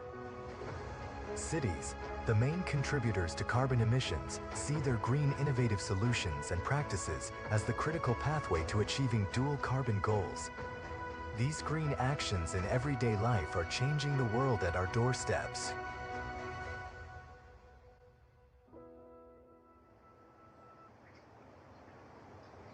This is a recycling store under Hong Kong's Green Community Project.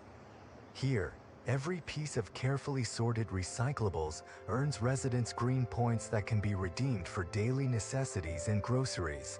Today, public collection points like this have been set up in every community, becoming convenient helpers for residents' green practices. There are also mobile collection booths in the street and recycling stores proving dropping off service at night. Recycling gradually becomes part of the daily life.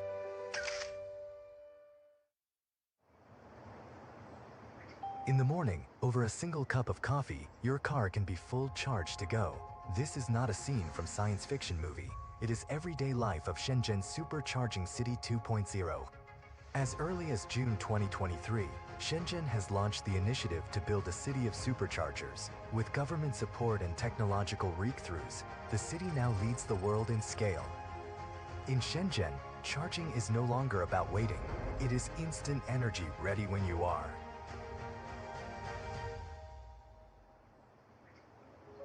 As the steel furnaces cool down, Shougang Park breathes a new life into industrial complex through vertical greenery, regenerated water systems, and sponge city innovations, a low-carbon rebirth where nature and legacy embrace. Beijing, centered on green transition in energy and transportation, is also charting a path with nationwide participation of coordinated reduction of pollution and carbon emissions.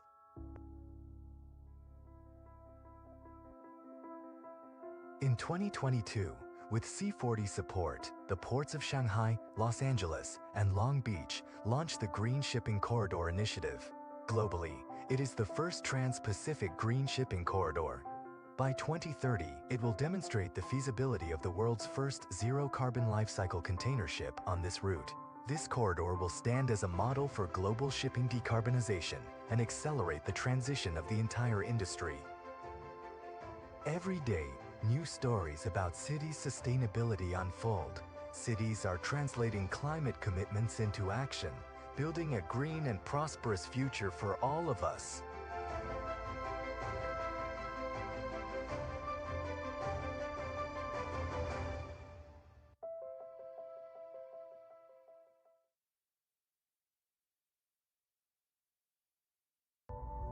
To fully and effectively fulfill the Paris Agreement, China, guided by its carbon peaking and carbon neutrality goals, is committed to advancing the energy system transformation equitably, achieving a leap in renewable energy with larger scale, higher share, market integration, and superior quality. This profound energy transition is fueling a new paradigm, cutting carbon emissions, reducing pollution, pursuing green development, and boosting economic growth, which becomes a powerful engine for global cooperation. Cities, which concentrate over 50% of the global population, consume nearly 80% of energy, and generate over 60% of greenhouse gas emissions, stand as the main battleground for this energy transition and the front line for the green low-carbon transformation. Amid this transformation, Suzhou has forged a distinctive path over the past decade by boosting green supply, optimizing consumption structures, driving tech innovation, promoting industrial upgrading, and constructing a new energy system. Suzhou has achieved about 6% average annual GDP growth, with an average annual energy consumption growth of less than 3%. The energy transition is now illuminating a new vision of green low-carbon development for the city. The pursuit of green development knows no end, and cooperation forges our future.